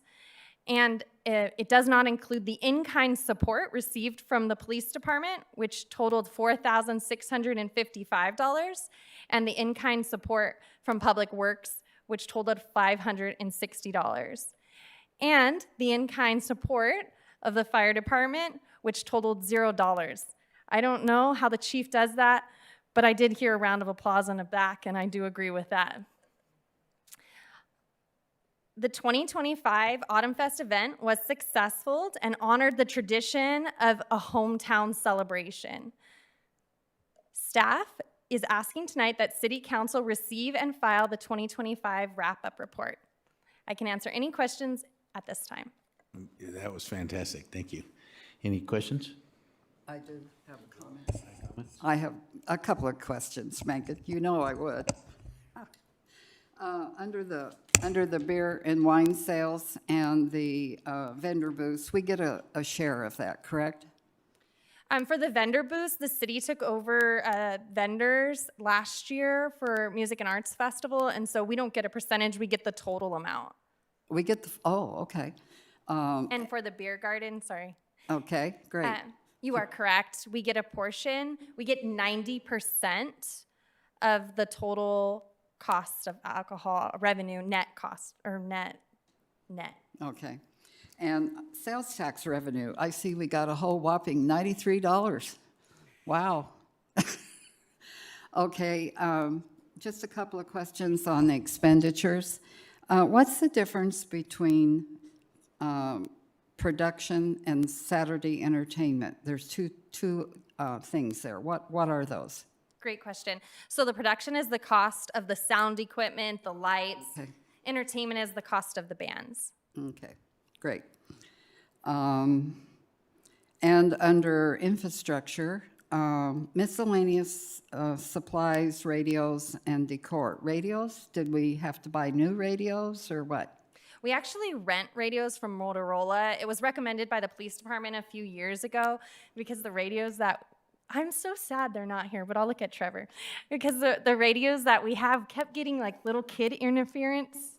Maybe it was that like Friday Night Fight Club interference. I don't know. We all of a sudden would hear kids just laughing and talking on the radio. So they recommended that we rent the radios, and it's been very successful. I think both the fire captain and the fire chief would, the police chief would agree.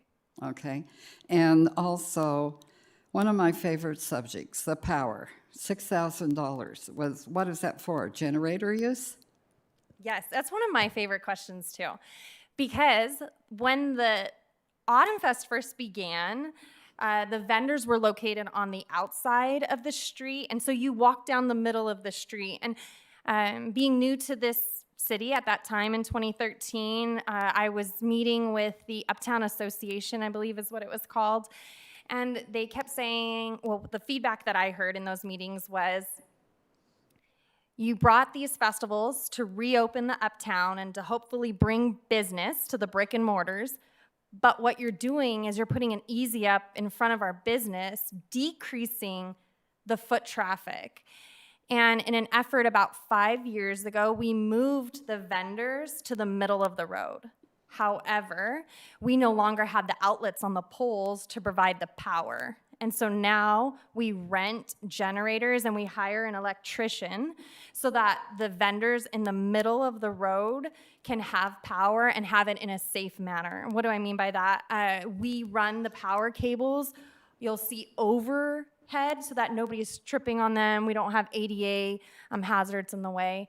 I'm gonna kind of look over at our Uptown businesses to ensure that they're shaking their head that is, I think Mary was on the board back then as well, and I think I speak for the Uptown when I hear them say the businesses that they really, really appreciated us listening to them and appreciated that change. Okay. Question for staff. What's the status of our generator? Where is it? Is it here? Are we using it? The generator has been delivered, so we're working with the contractor to set up a date to actually do the infrastructure at the main power panels, but it was, I don't know the exact date, but it was in the last few weeks that it was delivered. Okay. So we've had 3 festivals that we've not been able to use it yet. So hopefully we'll be able to use it next year, which will cut down on a cost here, correct? I don't know if that generator would be used for the vendors, but if, in the event that we had a band or another use where there's no power, then we'd be able to use that. Okay. Thank you, Megan. That's all. John? All right, well, thank you very much. Oh, I have to say one thing. I was shooting T-shirts out, Yeah. and they told me to just run it up to 120 or 150, and I was hitting that thing, and the needle wasn't moving. It wasn't moving, and so I flicked it, and it went to 400. That shirt hit Roundabout Suites from the stage. That was a oops, but it was fun. Thank you again. All right. Now, next up is Trevor Benson. Good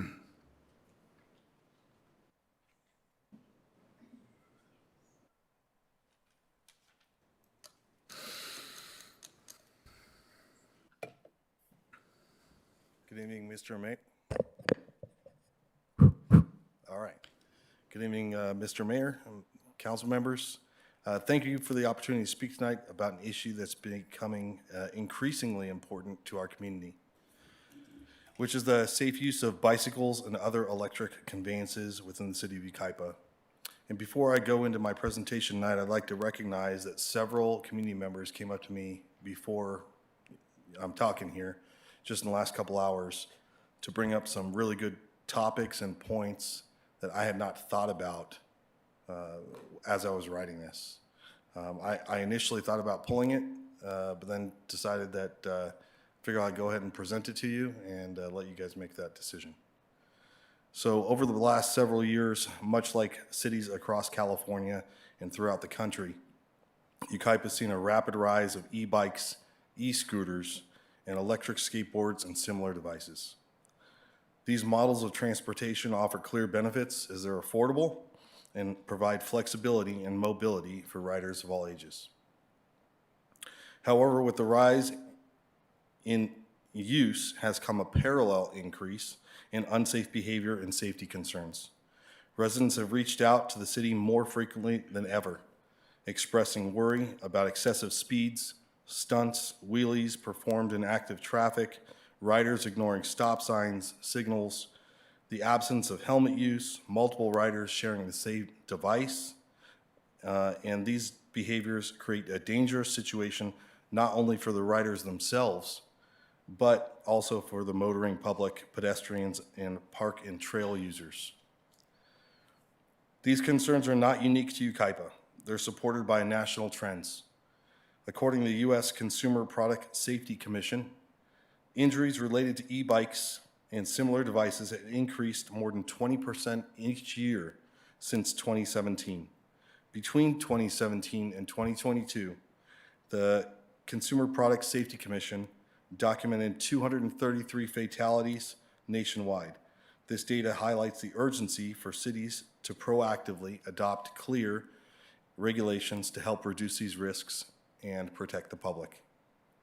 In addition to safety challenges, we've also seen damage to city property, particularly in our parks and open spaces, where e-convenience riders travel across grass, landscaping, and pedestrian paths.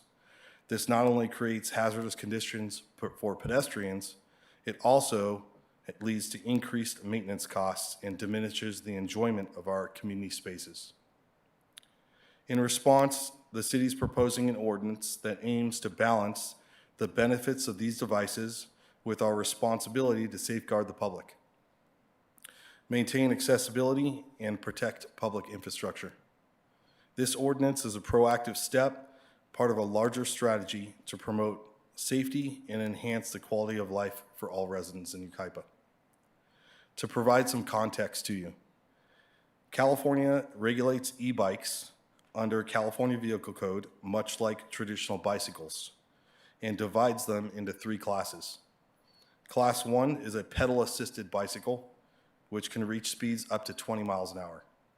Class 2 is a throttle-assisted bicycle, which can reach speeds up to 20 miles an hour. And Class 3 are pedal-assisted bicycles, which can reach speeds of 20 miles an hour. However, there are helmet and age restrictions. It's important to distinguish these prior classes that I just read to you from the electric off-highway motorcycles that we see all around town. Those are going to be called like Surons, Tellurides, or E-Ride Pro models. These can go up to 70 miles an hour and are not defined as bicycles under the California Vehicle Code. They're electric motorcycles. These off-highway motorcycles lack operable pedals and exceed the power and speed limitations set by state law.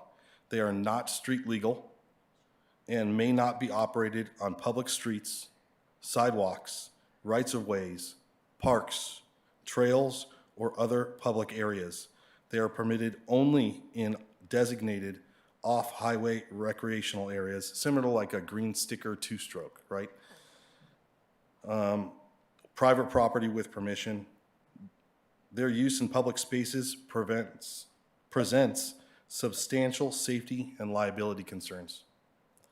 Under the California Vehicle Code, cities have a clear authority to regulate the time, place, and manner in which bicycles and e-conveyances operate, specifically to protect pedestrians, including those with disabilities. All are users of public spaces. The proposed ordinance includes several key components. It prohibits the unsafe operation of bicycles and e-conveyances on public property. It defines unsafe behavior.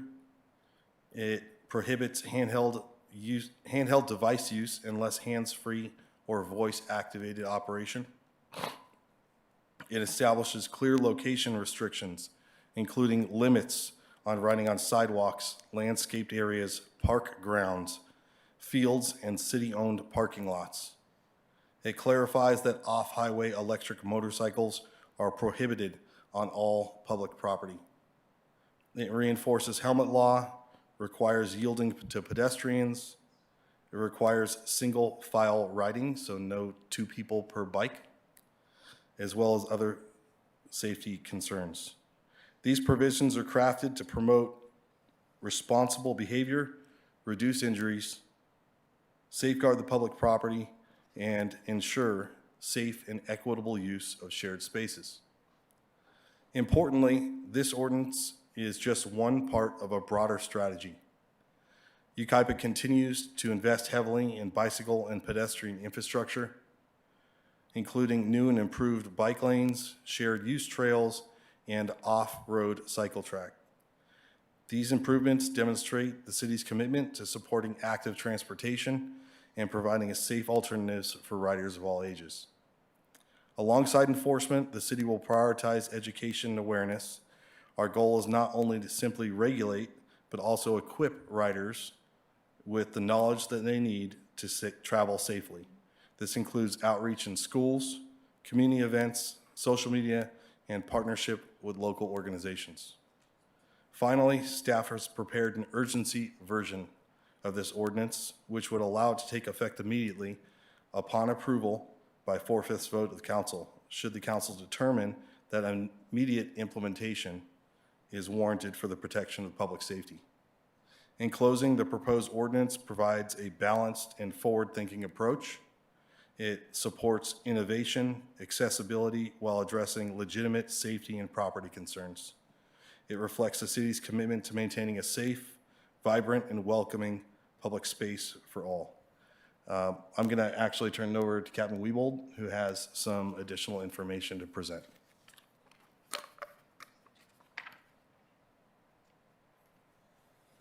Good evening again. So I just wanted to give the police department's perspective on this, seeing as how I found out that Trevor was going to present the ordinance. So the city of Yucaipa has experienced a significant increase in dangerous activity involving electric motorcycles, dirt bikes, and bicycles, or e-conveyances. Both juveniles and adults have been observed operating these high-powered e-conveyances on public roadways and within community parks, frequently engaging in hazardous riding behaviors. And this has been observed by myself, by the deputies, and by the public. Some of these e-conveyances can reach speeds exceeding 70 miles per hour and are often operated by inexperienced juveniles who lack a California driver's license or motorcycle endorsement. Their use has generated numerous citizen complaints and created an escalating public safety concern. Despite multiple public education efforts, including social media outreach and directed traffic enforcement, compliance has not improved. Dangerous riding behavior has continued, I would say actually gotten worse, prompting the Yucaipa Police Department to implement a zero-tolerance enforcement strategy, which includes citations, towing, and seizures of vehicles when legally applicable. In addition, the department has seen an increase in vehicle pursuits involving e-conveyances, with several riders displaying a blatant disregard for traffic laws and public safety. So our key concerns are high-powered e-conveyances are being operated without proper licensing or training.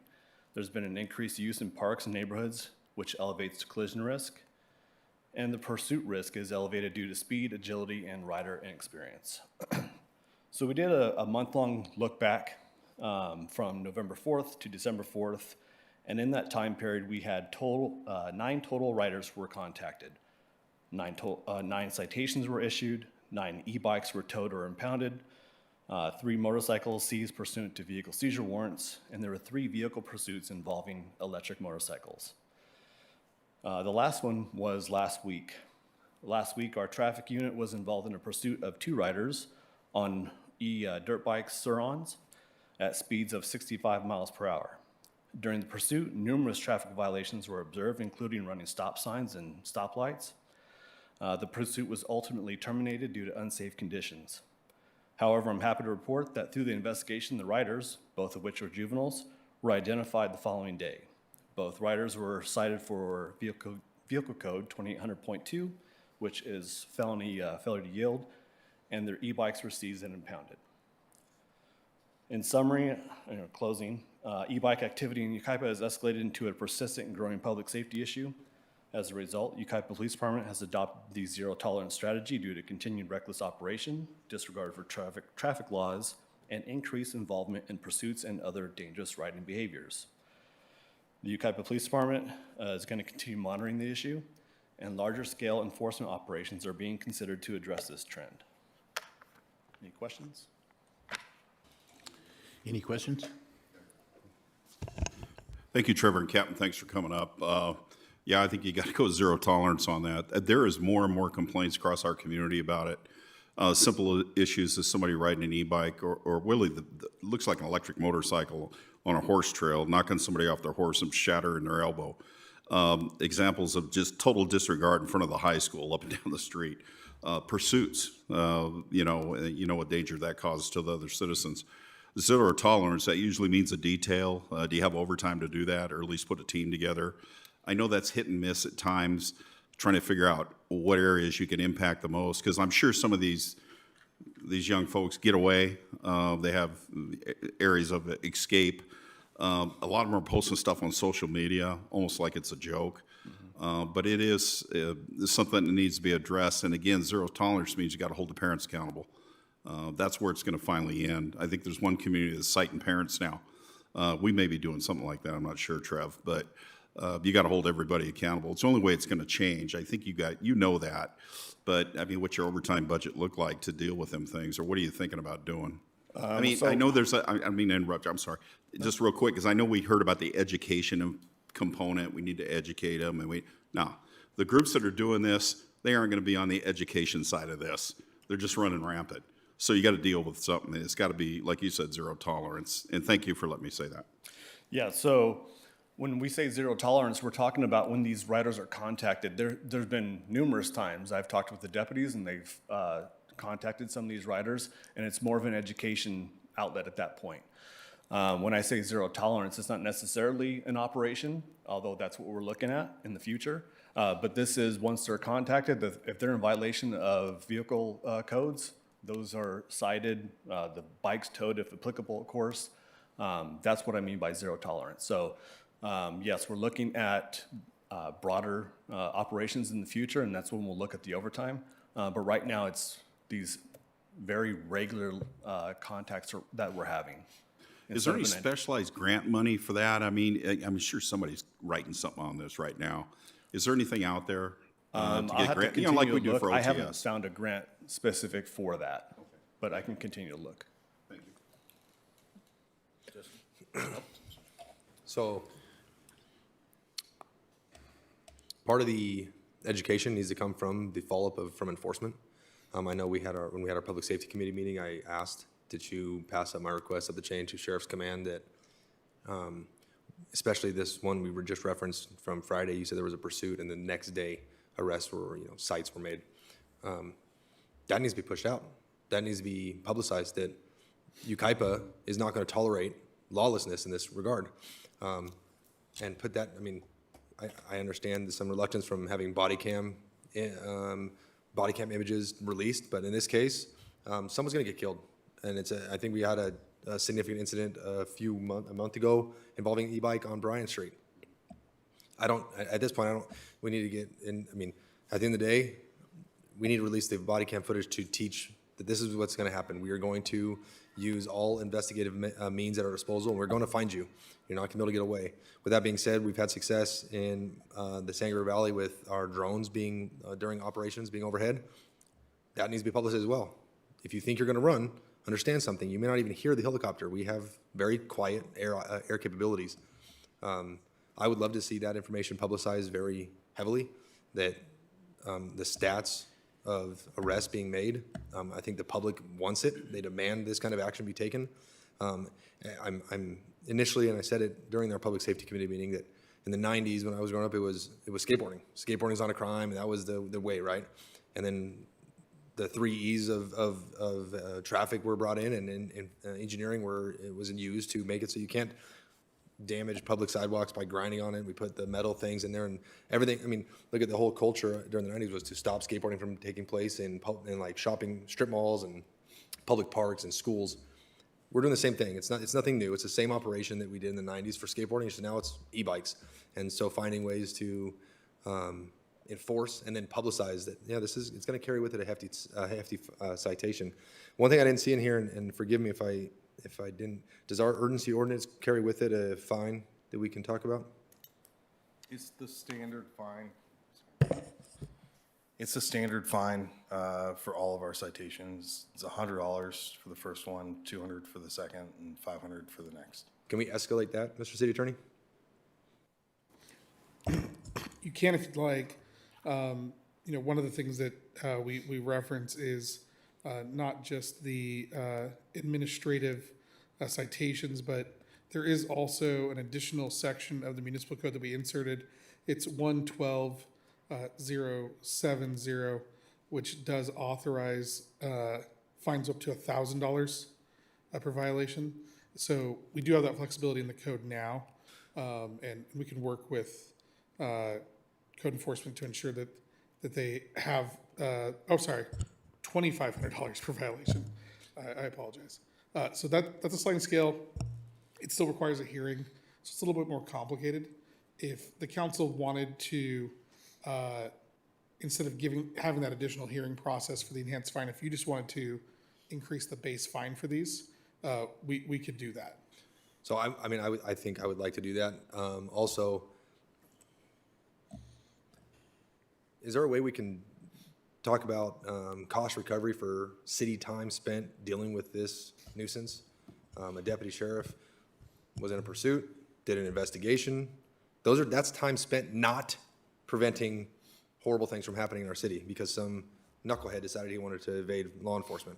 So all of that time can be equated to a dollar amount. They need to pay us for that too. That's robbing the taxpayers of monies that were spent appropriately on law enforcement that are being effectively robbed from the community. So how do we do about cost recovery for staff time for that? We did do that really comprehensive update to our municipal code and the enforcement procedures. We do have abatement procedures, and this would effectively be abatement of a public nuisance, which already authorizes recouping abatement costs. So we can work with Trevor and his staff if that's something that the council believes is important. We can certainly work with them to establish what the process is for charging the cost of abatement back to the owner operators of these vehicles. So certainly I think the deputy sheriff, our code enforcement, anybody out there enforcing the laws, anybody up on the dais who's enforced laws understand that there's spirit of the law and letter of the law. And there's times where you stop somebody who's the young kid who truly not meaning any harm, doesn't know, mom and dad bought him this bike for Christmas, and they're just riding it. They're not being knuckleheads. They're being respectful. They're being courteous. They're being receptive to the education. I would expect our deputies to be able to differentiate between, no, we're gonna take it. You're gonna get a $25 fine. We're gonna cost. I would expect the professionalism of our law enforcement that you are to know the difference. But then there's those other instances. These are the repeat offenders. They're the ones who are damaging our property. They're being seen continuously doing this. There's continuous calls for service, and the most egregious, they're running from our law enforcement when there's emergency lights and sirens behind them. And in those cases, I would want to equip our law enforcement with all the tools needed to send a very clear message. This is absolutely unacceptable. We're saving your life by taking your bike from you and making mom and dad pay a pretty hefty fine. Incidentally, is there a provision in the vehicle code, and forgive my ignorance, I sit behind a desk now, I used to be a cop though, that allows for a 30-day impound on these, or is it just a storage effectively, and then they go and pay their storage fees and get it out a few hours later? So let me start with the first point, Councilman Miller. We are citing the parents under 602 WIC, so the parents are getting a citation. As far as impounds, I believe for the 2800 section is a 30-day impound, but any other impound would be just as normal storage. Okay. Correct, Kevin? That would depend on if they're an unlicensed driver on a roadway, then it'd be an impound. You want to repeat that, Trevor? Relay? If it's an unlicensed driver on a roadway, 12,500, then it's going to be an impound. Okay. No, certainly zero tolerance when applicable. Like I was a kid who was not up to, I was up no good. I would still be on a skateboard. I'm not running from the police. I'm not damaging things. Was I technically in violation of the law? I was.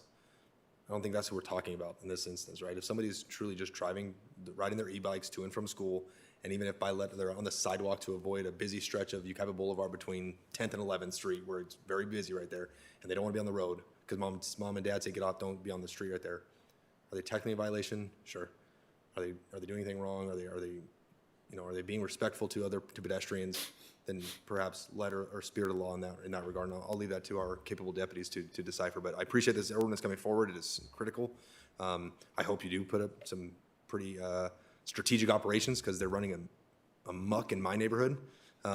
They've almost taken me out a few times on sidewalks. If I wasn't somebody who was easily recognized in public, I might have thrown like a stick in their spokes. I didn't, Christine. I didn't do that. I thought about it, but I didn't do it. Just for clarification too, the impound fee is about $2,000, right? Yeah, the impound, to get their e-bikes out of storage typically amounts to about $2,000 if it's going to be a 30-day impound. John? As my colleagues have stated, I would be supportive of any means possible to make the penalties a little more appropriate to this offense. We did the same thing with the fireworks earlier this year. We did, yes, sir. I think $100 fine is not going to get anyone's attention. Things are expensive in life, but I think if we put a dollar amount on there, it lets them know right up front that we mean business, and we don't want to see anyone get hurt, and we definitely don't want deputies getting hurt and trying to go after them or citizens or anything else. So I would be supportive of the penalties being increased, and obviously, as Councilman Beaver stated, the common sense factor. If it's a kid that just got a bike, he's being respectful, doing it correctly, then that's one thing. But education, but it seems like we're hearing more and more, as Councilman Miller stated. I'm hearing the same things. We've heard people on the bike trails over off of Wildwood, people riding their bikes, scaring people on horses. In and off the sidewalk out in the street in front of driveways, and cars are backing out and nearly missing them. So I'm supportive of this as staff recommends. Ms. Judy? I'm not against an ordinance. I do believe it's very important and necessary, but I'm hearing, and even from some of us here, we need some more work on this. We need some workshops where the ordinance could be explained, and it needs to be for parents and kids, not just the kids. How about a license of some kind, like a sticker or something, only it would need, very inexpensive, but it would need to be in the name of the parent. That way. Like bicycle registration? Something, yeah. That way we can track the, who the bike belongs to and what parent is responsible. And also, it would help with identifying stolen bikes too, you know, when they get stolen and getting them back. And the real issue that we're not approaching here is the fact there is no place for these kids to ride these bikes. So of course they're going to ride in the street, and they're going to go out and ride on the bike trails knowing, because that's the only place they are. We need to take a hard look at this with these trails, these hiking trails and bike trails, and this is not going to be popular. But maybe one or two of those trails could be given to the e-bike riders and let them have that designated. We, on 7th Street Park, we have that park down there. It was all basketball. Okay, we've divided half of that into pickleballs. We accommodated for the pickleball players. We've got 21 different public facilities and sport complexes available for so many different sports. We have trails for horses and hikers, but we have nothing for these bike riders. We are doing a real disservice to our community and to these kids, and that right there is part of our problem. I would really like to see us push this back to our next meeting, give staff some time. We have a new city manager coming in who possibly, I'm sure, has had experience with this where he lives now. He maybe would have some input to put on this also.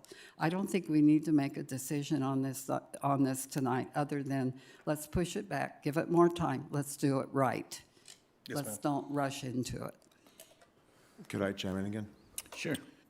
So, not to get in an argument with you, ma'am, but in my district, we do have a bike trail for mountain bikers, and it is probably more geared towards e-bikes for the true bicyclist. Unless you were an extremely fit individual with a non-assisted bicycle, I don't think you're climbing that hill. What is that, 2 miles? Probably about. I think it's about 2 miles up in my district, and it's been open a couple of years now. And I think I disagree on the aspect of not doing something now. We're going into the holidays. We would be getting more of these out on the street here in the near future. I think we need to get something on the book tonight. However, doesn't mean that we can't revisit it and make some tweaks and educational things or fines down the road maybe. But I think there's a good argument for urgency of getting it on tonight as much as we possibly can. So, I did just want to add one thing. We can certainly work with the Sheriff's Department on, looking at some sort of registration program. But one of the benefits of living in the state of California is we get to deal with our legislature. They did repeal the ability of a city to have mandatory bicycle registration programs. So you used to be able to have mandatory bicycle registration as a way to especially work with bicycle theft. Yeah, combat bicycle theft. And it was also a useful tool for law enforcement in dealing with individuals operating those bicycles. But back in 2024, about 2 years ago, the legislature repealed our ability to have a mandatory bicycle registration program. I think that there may be some additional ways we can achieve what the council member is looking for. I do think that a lot of cities have had a lot of luck with voluntary registration programs, and there may be other avenues that we can go to especially get, I think, the education programs out there for folks. But I wanted to make sure that we were managing expectations, because that tool has been taken away from us by the state. so Mr. Beaver? piggybacking up what Councilman Thorpe just said, we also have, we have the mountain bike course in District 5. In District 1 has a bike track, a BMX track that allows bicycles. I'm not certain of the e-bikes, but I would be amenable to maybe reaching out to them and having specified days that we can try to coordinate something where e-bikes are allowed. But at the end of the day, these, in my mind, these aren't bicycles, which are allowed at the bicycle tracks. And maybe even the skate park. I think I've seen bicycles at the skate park before. So there are areas that we allow, enthusiasts of bicycles to use their tools. These are e-bikes. They're called conveyances for a reason, e-conveyances. This is a mode of transportation. And to that point, we don't have a NASCAR track in Yucaipa either for anybody who wants to be a would-be stock car driver, but that doesn't mean we should build one. I don't think we're doing anybody a disservice by saying you're not going to do 90 miles an hour and, banked turns down Oakland Road just because we don't have another place for you to do it. This is a little bit different than, hey, skateboards are a thing. We need to have a skate park. We need to have a place for these kids to go. This was intended to be a conveyance by which you drive it's no different in my mind than a vehicle or a motorcycle, which is a heavy regulated transport mode in the state of California. I don't think we're doing a disservice for these kids. There is opportunities for them. Perhaps we can even talk about certain days that on the mountain, because I don't think we can use e-bikes on the mountain bike track, can we? So we'd have to amend the current municipal code to allow e-bikes at that specific park. And I'm not opposed to that, even if it's maybe not every day, but certain days. Do you want to fill out a public speaker slip before I finish? All right. Sorry. Maybe step on your toes there. If we were to have a discussion about amending a municipal code that allows users to use an e-bike at the mountain bike course or I'm not certain we have city control over the BMX course. Is that a private BMX course right there by the City-owned. Alps? Oh, it's city-owned? Okay, then. Is it city- private? Oh, it's private. Oh, private, okay. And I don't know, maybe we can partner with them about, hey, we want to have this ordinance a little bit stronger but still having a place for, I don't think they're going to let the Sur-on riders on that course. I really don't think they'll do that, but maybe a mountain bike or a pedal assisted ones, maybe they will. But then also, if I was an insurance provider for that, I don't think I would want that. So registration, I've seen the failures and success of that program. If it works, any voluntary, maybe parents are like, you know what, my little Johnny's not going to run from the police. I'm going to register that bike, and then maybe we do get some success out of the voluntary registrations. But I think, to your point, Judy, I think we should have more community outreach. But I think that should follow tonight's increasing the fines, making it a true consequence of violating our city municipal code relative to these e-bikes, and then pushing out the education that, hey, just so you know, no different than the fireworks, we did this not because we want to make money, because we want you to stop doing what you're doing. Stop putting yourselves and the community in danger on these e-bikes. Could I add one more thing to that? When you're talking about the fines, in 1994, the council passed ordinance number 127. It's posted at our parks, and it prohibits any motorized vehicles from parking or operating in the city parks. It's a $1,000 fine. Do we ever enforce that? We attempt to enforce it. The problem is that every time we do, to be honest with you, ma'am, the kids give the park rangers and code enforcement officers the bird and take off. So not a lot we could do. But see, that would be helpful if we had some type of registration to where they would be able to get a name on that bike as to who's responsible if you want to do fines, Like I said, I'm not against the ordinances. I just think we need a little more time to really look into this, study it, and do it right. Any more comments? Trevor, just for clarification, you kind of modeled this ordinance off of Rancho Cucamonga's, correct? Yes, correct. This ordinance is specifically modeled off Rancho's, which was just enacted, I think, last year. What kind of success are they having? Cap, do you know? I have not reached out to them. I'm not sure, ma'am. So just because they have the ordinance doesn't mean that it's successful too. I've made my points. Yeah, I'll be honest. I don't know of any community that's successful dealing with the Sur-ons and the Tellurides. It's a big problem. And these bikes are not going to go away. No. And we don't know what's coming down the road, what the next item might be that we're going to have faster to deal with. Yeah. Faster bikes. I'd like to hear the speakers. Go ahead, Bob. Yeah, I just kind of bring it back home, and I agree with all the council members, but remember, we're not stereotyping, but these aren't the little cooperative folks that are gonna stop and everything. We have folks that are not listening. They are ripping it up. They know they're not doing well, or they're not doing the right thing. It's almost a joke that nobody can catch them doing it, and they go in groups and they split up, and it's a problem. It's a safety problem. So, I mean, education's nice and trying to work with people, that's all great. We can do things together, I agree. We can maybe couple this with something else. But let's really call it what it is. It's people not obeying the law. And we have to enforce somehow. That's why I was asking, do we have overtime? How are we going to do it? And then trying to catch the time and dates of when you can do it. If you don't have the enforcement arm in this with some accountability with the parents, then it's just going to continue. And it is a problem in many communities. I'm sure they're talking about it at seminars right now. We're not the only community dealing with that. But we seem to have some folks that like to run from us now. Yeah. And this is nothing new. This is nothing new. But there seems to be this prevalent with these electric motorcycle types. And they're posting on social media, folks, just running on Twitter. You can see it. And it's almost like it isn't taken seriously.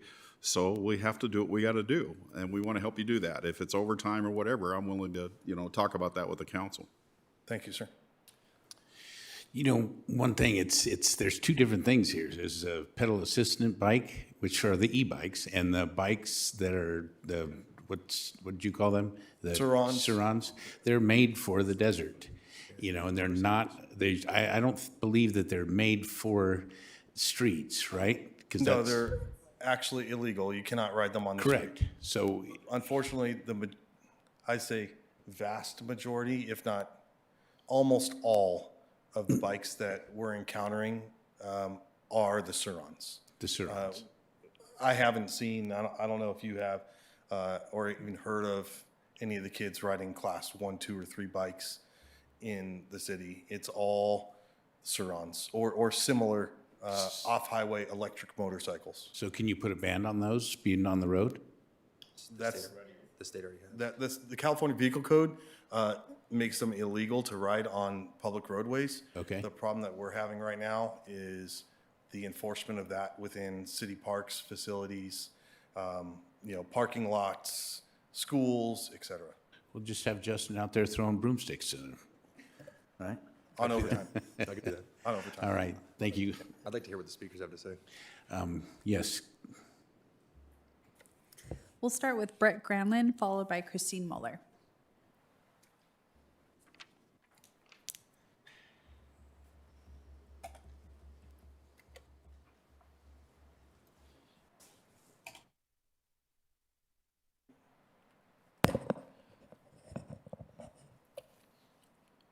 Brett Granlund again. Thank you, Mr. Mayor and council members. I agree with about 90% of everything that's been said here. There's a problem, and it's particularly the Surons. Is that what they're called, Surons?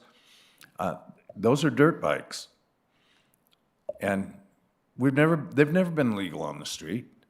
I grew up in this town, went through the time of bicycles. We used to have to ride our bicycle and had to pedal it up the street. So it caused us to be a little older before we got nice and big and fat. Now you can just have a electric one so you don't have to break a sweat or anything. But nonetheless, I rode on the street on my motorcycle. I think Councilman Thorpe's, your wife's grandfather is haphazard, I think. Or some relation. Anyway, it doesn't matter. It's a relative. Yeah, great guy, too. He was the only CHP we had in Yucaipa.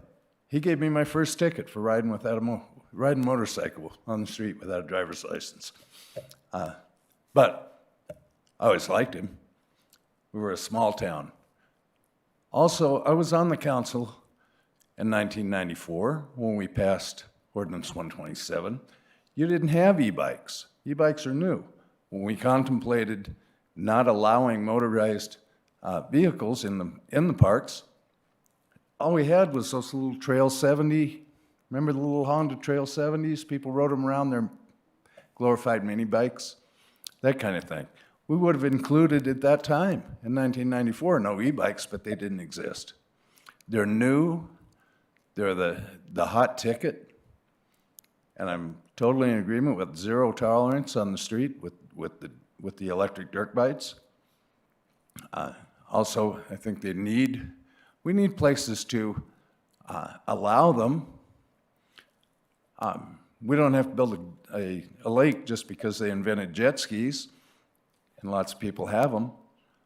But those bikes are very expensive. If you can afford to buy your kid a $3,000, $4,000, $5,000 electric bike, then you can afford to have it impounded for $2,000 and pay the fines. Or you can make them behave. Getting some sort of a identification on them so that when they do run from law enforcement, at least you got a chance, or if it's the Rangers or code enforcement, they can get that tag, even if it's not a registration, if it's just an identification. But these things are coming online. They're just going to get bigger and faster. There's also, we got to look at the adults too. There's only one person I know of who was killed in this town on an e-bike. I watched the accident. I stood there. I called 911 and watched him lay there and bleed out. He was a middle-aged man right up here on the boulevard. Wasn't speeding or anything else. Just riding up the road and fell over, whacked his head, bled out right there in the curb and died. That was about 1.5 years ago. So, Thank you, anyway, Brett. there's more to be said about that. That's why I'd like to see maybe a workshop on that. Thank you. Christine Moeller, followed by Richard Hernandez. Thank you. This has been an issue that's come up in several conferences I've been to for the city, Trails and Greenway Conference. This has been the biggest topic over the past 10 years, I would say. It's nothing unique to the city of Yucaipa. We are very proud of our mountain bike course, which was a big deal for us to build in District 1. People use it all the time. It's for pedal assist, so e-bike, and for just pedals. And that is specific for bikes. Each trail, the code in the city of Yucaipa is all trails are multi-purpose. Hiking, mountain biking, and horseback riding. E-bikes or mechanical bikes or e-motorcycles don't belong on any trail. It is part of the code, and it states there that it is part of the code. They don't belong in the street, and they don't belong on the sidewalks. So if you see one, if the sheriffs see one on the street, that's a problem, right? We shouldn't have any of them. We shouldn't see any of them on the street. There was a huge problem in the Crafton Hills area. There was a terrible, terrible motorcycle wreck, and a motorcycle and a bike going opposite directions. And now there's lawsuits going on. And I sit on the Crafton Hills Conservancy. And what they're trying to do now is educate people because they don't want to be liable for it. So I think it's very important to educate the parents and also the schools. I mean, when I drive around Chapman Heights here, you can see them at the schools. You can see them riding to the school. You can see them riding home from school. Why are they allowed to ride at school if they're illegal on the streets? And then also, so the schools should be responsible for educating the parents as well, because that's the law, right? Just like a kid can't smoke on campus, right? This is the law. They can't ride an e-motorcycle or an e-bike. We see them at Vaughn's. We see them all the time at the parks. And when we see them on the trails, we've told people, just take pictures of them. You don't have to get involved because you're not law enforcement. You can always call. We had the same issue go on years ago with dirt bikes, right? And the sheriffs at that time trained two sheriffs with 2 bikes to go over there and get after them, and it solved the problem until they stopped doing it. So you could be a passive participant, or you can be an active participant. Let's be proactive and take control. The bottom line is, why don't we follow the state's code? The state has a code for e-bikes, very specific, and that's what I think we should adopt. Not one specific to Yucaipa or Rancho Cucamonga. Let's follow the state's. Thank you. Richard Hernandez, followed by Mary Reuter.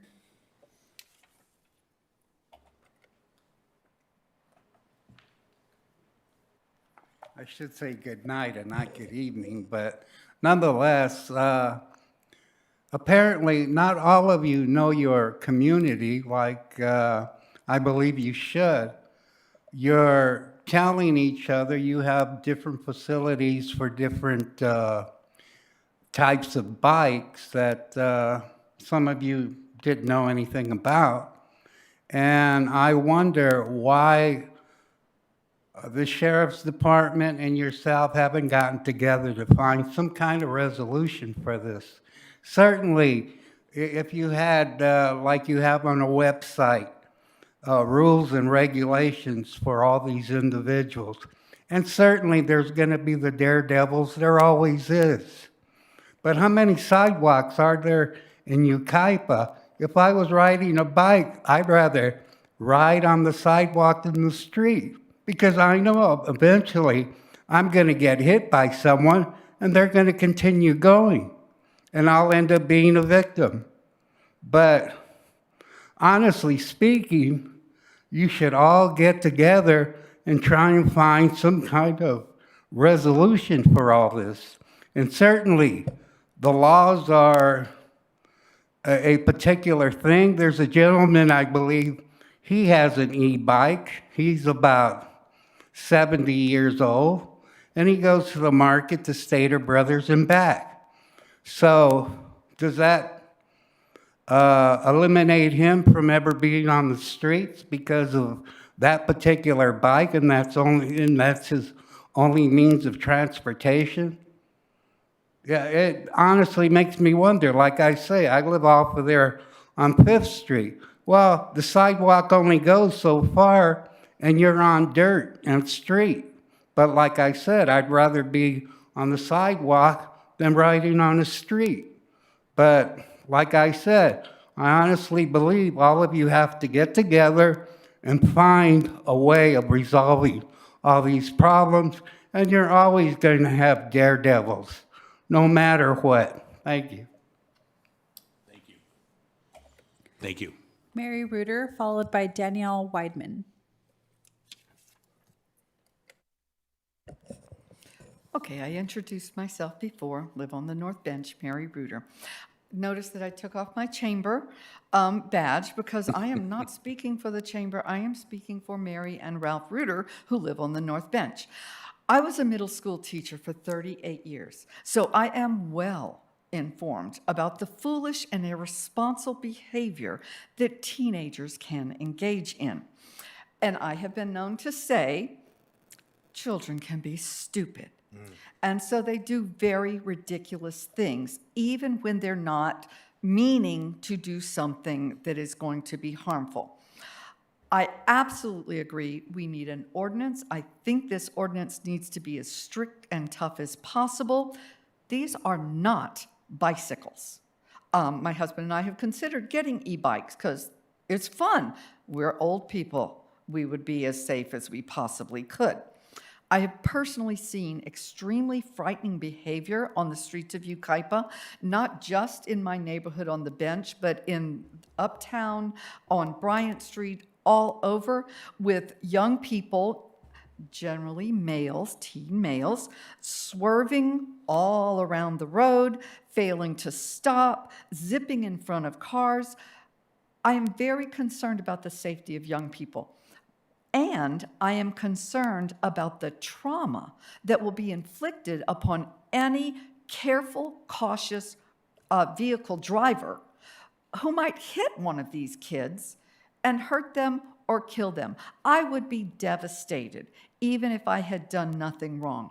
I urge the council to make an ordinance that is as strict as possible. And a $100 fine is nothing for a parent who can afford to buy their kids e-bikes. I would urge that the fines start at $1,000. Ow, that would hurt me, so that I'd make sure my kid wasn't doing something stupid. And if they were, they would be severely disciplined. I'm old school, they'd get their butt beat if they behaved like that. I think it would be good to investigate, because I am not that aware of the laws about e-bikes, an age requirement for any kind of assisted vehicle. If children are cited, make their parents pay, investigate let's put their names in the paper in our criminal report.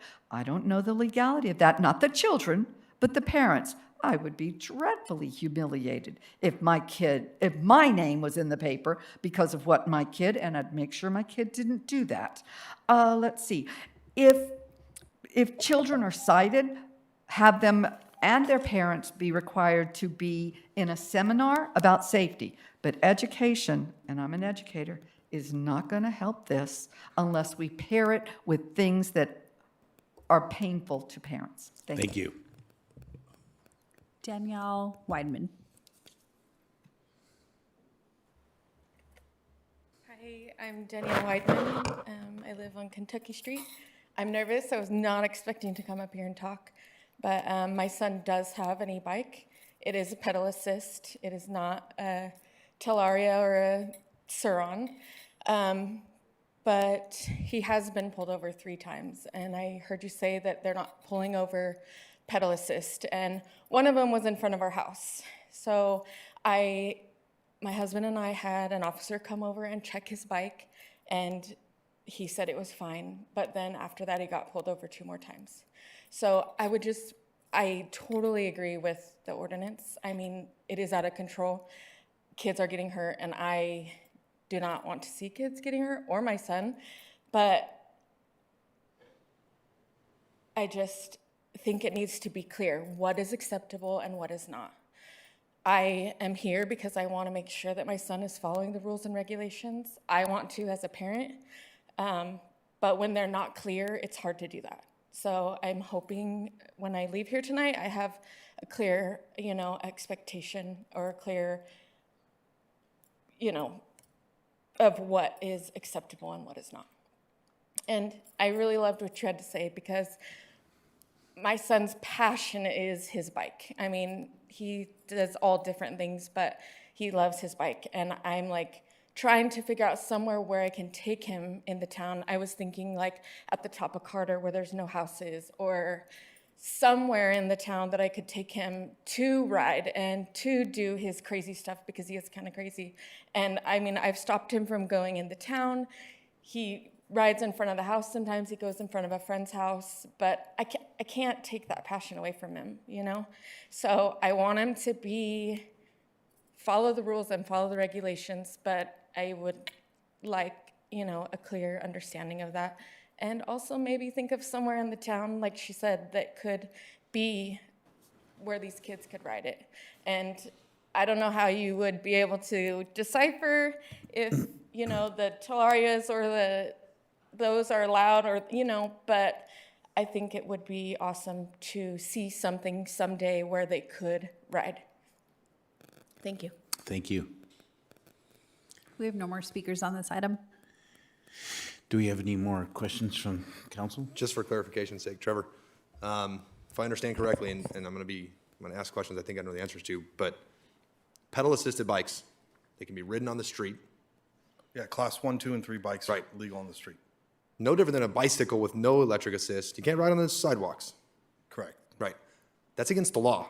The California Vehicle Code is very clear. You must ride as close as you can to the right-hand edge of the roadway, not sidewalk, as possible. So, Mr. Hernandez, if you want to ride on the sidewalk, understand something. The state of California says that's illegal. You can't do that. We're not saying that. We're saying that the city of Yucaipa needs to have a municipal code for e-bikes in city parks, pedal-assisted bikes in class 1, 2, 3, in city parks, city properties, city sidewalks. That's what the municipal code would be applicable to, yes? Class 1, 2, and 3 bikes are still not legal in city parks. Correct. It's a bicycle. Right. But they are, from what Christine Muller said, pedal assist is allowed on the mountain bike trail, yes? Yes. Okay. Class 1. We're allowed to have the mountain bike trails over by the Wildwood Canyon Park. That's accessible. All city trails, class 1. So you can ride your class 1 e-bike on city trails. We have a place for it. The Surons and the e-motorcycles, those don't have pedals. Correct. That is an electric dirt bike. Let's call it what it is. It's an electric motorcycle.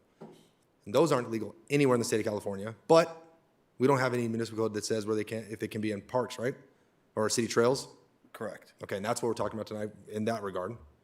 I agree with some of the speakers. I think maybe get the school district involved as well for education part of it. They can bring it up. Like Christine said, you're riding your bike, you're riding some of these Surons to the schools, maybe that might be a good place for us to go. It didn't get here by osmosis. It was written here in violation of the law, so that might be a good investigative point. My motion, maybe I'm more strict than Mary. I was going to make a motion that we approve ordinance 474 as an urgency ordinance this evening, and then have the fines reflect the $2,000 first-time violation. I'll second. We got a first and a second. Bob or John? You can have it. Bob? I'll second. Okay. All in favor? Aye. All opposed? No, only because I believe that it needs to be more studied. I'm not opposed to the ordinance, it just needs to be studied more. Yes, ma'am. And we'll do our best to, roll out an aggressive, public awareness campaign, put stuff out on social media. I'll get with Callie and see if we can push stuff out on their messaging platform that they have for the school district to all the parents. Do what we can that way. Trevor, if you could give, sorry. If you can get with our public speaker regarding her son's e-bike, just to help her verify if it's a class 1, and then let her know where the trails are that he can ride. Certainly, I mean, absolutely right. Some people make a good living being, one day this young man from Yucaipa is going to find himself on the X Games in the first e-bike competition. We don't want to stop. We don't want to stop that, right? Yeah. But let's help her understand that portion of the state law and our municipal code so that we can keep that young man rising to great heights. I'll get with her, sir. Miss City Clerk, this is a roll call. Thank you. And just for clarification, I heard the motion as approving urgency ordinance 474U as amended. Are we also approving the introduction and first reading of ordinance number 474? Yes, that was my motion. Also as amended? Correct. Okay. All right. So we'll go ahead and do a roll call vote. Councilmember Miller? Yes. Councilmember Thorpe? Yes. Oh. Yes. Councilmember Woolsey? No. Mayor Pro Tem Beaver? Yes. Mayor Venable? Yes, and we can tweak this later on and stuff to get better. Yeah, absolutely. We can bring other things back to council and modify this. We can talk about, working with, a private owner to designate something as like a space that we can, allow these e-bike riders to ride on. There's a lot of options. And can we post that, what classifications 1, 2, and 3 bikes are somewhere, so That'll be in our we can- social media campaign that I'm working with Joe Perdetto on. Okay. Absolutely. Looking forward to the enforcement aspect of that as well, when we publicize the enforcement of it. I think that's going to be the deterrent. When people start reading, oh, Jim Smith was cited $2,000 for little Johnny riding down the boulevard like a maniac. Yes, sir. All right. Thank you, Trevor. Yes, sir. All right. Now to our favorite one, the regional committee assignments.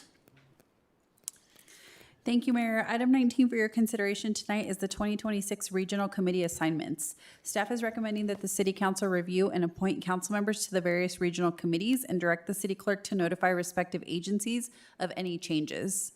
For the record, a Form 806 was posted to the website and to the city's bulletin board so the council may proceed with voting tonight.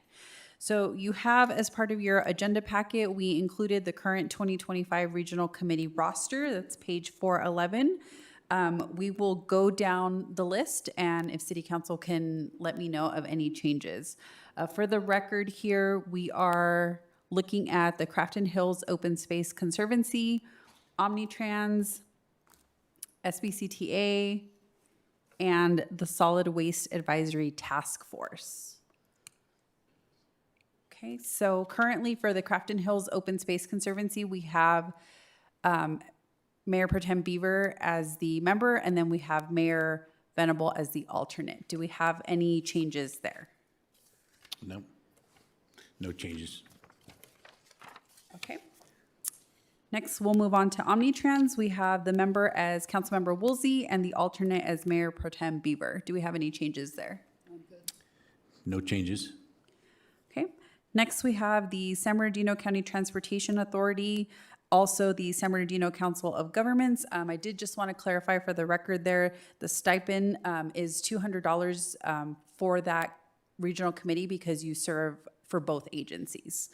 We currently have Councilmember Woolsey and Mayor Venable. Do we have any changes there? I'm good. I'm interested in that committee, and I will donate my stipend to our youth program here in the city. Mayor, do you want to discuss? Well, I think we should rotate that. It shouldn't be the same person every time. We should rotate that one. That's an important one for our, and some East End responsibility. Do you want to be the alternate, and then I'll just step down from that? No, I'd like to be the main member. With my experience, I'd like to give it a shot. Okay. Mr. Mayor, Yes, ma'am. I've been on this committee for a year. I have established I'm trying to think of the word, a rapport with these people. I am part of that board now. I believe I'm respected there. I understand that it is a very important committee for Yucaipa, and I desire to stay as the member. Okay. Just for clarification too, if you look directly below that, the SVCTA, we have the Metro Valley Study Session. That is an appointment of SVCTA, so they go hand in hand. So if you're serving on SVCTA SBCOG, then you're also serving on the Metro Valley Study Session. And you do have to be appointed by SCAG to serve on that committee. Correct. So council will not be making the appointment for the Metro Valley Study Session. It's just once you appoint to SBCTA, SBCOG, then that person automatically serves on the Metro Valley as well. Okay. Yeah, I agree with Councilmember Woolsey. She's made some great connections over there. I don't doubt that. I've seen it when I went to meetings with her. But I think this one needs to be rotated. This is an important committee. I think we need to have representation that changes annually to be able to maybe give different points of view, maybe some representation on what we see coming out to the East End on some projects. I am familiar with what they do with my education and experience in government and also my education. I think I could do real well at this. I didn't ask last year for any of these, but this one I've been keeping my eye on. I thought we could change, make at least one change. And that's my case I'm making. Nothing against Councilmember Woosley. She's done a good job on it. But I think this is one of them where you have to change it once in a while. It can't just be the same thing. Well, do we have a motion to? I still have a comment, please? Yes, ma'am. I'm sorry. Okay. If you would really observe that board, those people that sit on there have sat on it for years. They know the projects, they know what needs to be accomplished there. They've worked very hard there. They've are respected in their communities, and they serve not only on just the SBCTA, they also serve on the Omnitrans and on the SCAG committees. And I have found that it takes more than a year to be knowledgeable in what's going on. And 1 year doesn't cut it. You need to be there more than one, and I really would like to stay on this committee. Okay, do we have a motion? I think he made a motion. I made a motion to be on it. Do we have a second? No second? Do we have a motion for Ms. Woolsey? I'll make that motion. Do we have a second on that? So I'm not seconding or making a motion. I'm just thinking out loud here. And while I'm confident, Bob, you could fall into any one of these, or honestly, any government committee and not just learn it and do well. I think you'd probably thrive with your government experience. Generally speaking, at the end of our city council meetings, we have reports out, and some of us say something. You usually say something nice about city staff, and you recognize somebody who's worked hard, and then I'll mention something that is parallel to this city from my other city that I work in. Like clockwork, he'll talk about the youth advisory and how we're still recruiting for it. But Judy religiously reads off a long list of every meeting she's gone to, information she's brought back. She's jumped into these committees with both feet, and I think she's kind of invested more time than probably other councilmen and women who are on these committees. And I don't know if I want to rob her of that investment so soon. I think it is something that probably should rotate, but I don't know if 12 months is appropriate, given that the amount of time it takes to learn the projects, learn the funding sources for these type of projects and this governing body. I think 12 months is a little premature for us to mandate a rotation, but I would like to maybe see you step on as an alternate, allowing her to continue another year as the primary member, start learning up on those so that when we get to a point where maybe this can be a rotation and we can, I don't know if that needs to be by ordinance on our end or if this is something that we just, as a gentleman's agreement, lady and gentleman agreement, that every 2 years the alternate becomes the member and vice and so on. But I think 12 months is a little premature, owing to the amount of work she's put in in the last 12 months of really establishing herself on these committees. And so for that, I'll second Mayor Venable's motion. Before we go any further, I was trying to get my thoughts when I didn't make any motion on the first motion, or second. But I don't think that 12 months would be premature. I mean, you've been on it for 12 months, and those positions can change. I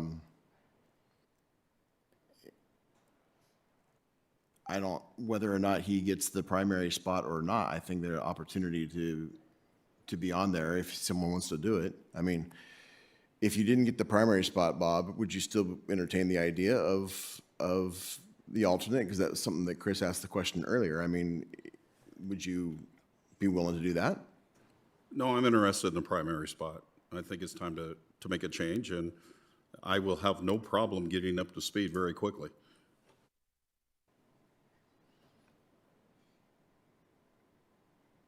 Well, I would disagree on the fact that I think, I mean, 12 months, I mean, if someone else wants to do it, I don't have a problem with someone else doing it. So I don't know if that's premature to pull her out. That's my personal opinion, but. Okay, well, do you want to do a roll call? Or, Sorry, did he make a second? Did you make a second?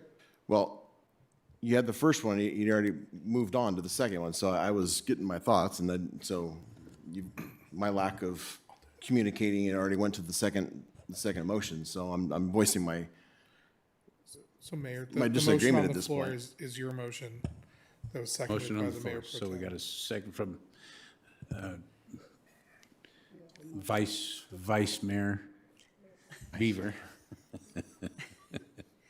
And And we- confirming, so the member would be Councilmember Woolsey, but the alternate, would we keep yourself, or would is your motion for Alternate, Councilmember since Miller it's to? already three.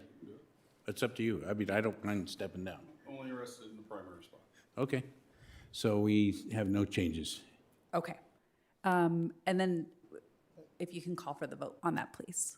Oh, okay, do we, all in favor of Ms. Woolsey? Aye. Aye. Aye. I'll be voting no. No. Okay, And then Councilmember Thorpe, your vote on that one? was a no. Was a no. Okay, thank you, sir. Okay, we'll move on to the Solid Waste Advisory Task Force. We currently have the member as Councilmember Miller and then myself as the alternate. Are there any changes there? No? Do you want on that one still? Sure, unless somebody wants to do it, you can use my argument for the 1 year against me if you want to go ahead. Bob, no changes. Thank you. Okay. And then lastly is the Southern California Association of Governments. So this is actually not an appointment by the city council. This is done by SBCTA. Right. But we have it listed on there because Councilmember Woolsey does serve on that. She does receive a stipend and she was appointed by SBCTA. So it's just there for informational purposes. Okay, Okay, that concludes Great. this item. Thank you very much. thank you. All right. Now we're councilman comments and reports. Any councilman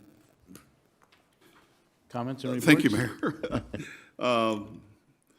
You know, I don't want any bad feelings, Judy. I just thought I could do No, it. But that's we're all problem. good. I wish you good luck on it.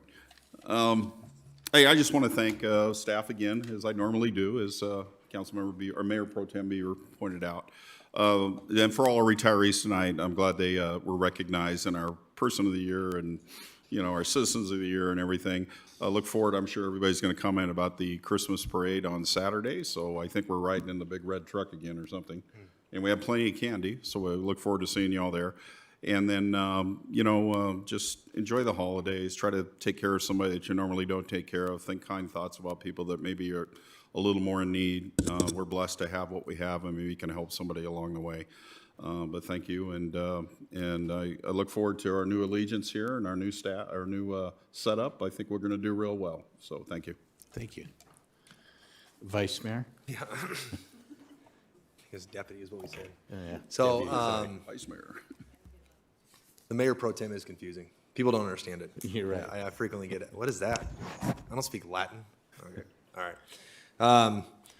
It's been look at it, here we are another year down, and it seems like just yesterday we were doing a reorg, and Mayor Thorpe was taking the helm, and so I'm certainly thankful for a full year down, 5 years now in the city council for me, and it's been a true pleasure. Even the turbulent times were all for the best of reasons, and I'm thankful for this community that I call home. I wouldn't live anywhere else, even though I do commute 60 miles away. Our next meeting is going to be the 12th, with our new city manager at the helm, right? And Dr. Moore, looking forward to your insight coming on board and your leadership. So there's that. I was going to say another thing, but it's eluding me at the moment, so I will digress. But everybody have a very Merry Christmas and a blessed New Year. Councilman Thorpe? Megan, your staff did great at Winterfest. It was highly attended. So I thought it was a good event all the way around. And thank you for the opportunity to be a mayor this last year. So thank you. And I hope you all have a Merry Christmas, and the public as well, and staff. Thank you. Councilwoman Revolza? Okay, Winterfest, December 1st, the holiday reception with Senator Ochobogue. And in fact, Mary Reuter joined me. We had a great time. On the 2nd, the Water District meeting. On the 3rd, Omnitrans. Also on the 3rd was the SBCTA. And we had a fire captain speak there, and I'm sorry I didn't get his name, but he gave a brief presentation in regards to rethinking wildfire challenges. He advocated for prevention and planning, and he suggested that the problem is not a fire insurance crisis, but repeated house losses due to insufficient prevention, leading to insurance regulation challenges. I think his name was Mike. You might know him. He works, referenced past successes in the removal of 1 million dead trees and securing 200 million California fire grants. So it was a very interesting, little different concept than we normally hear.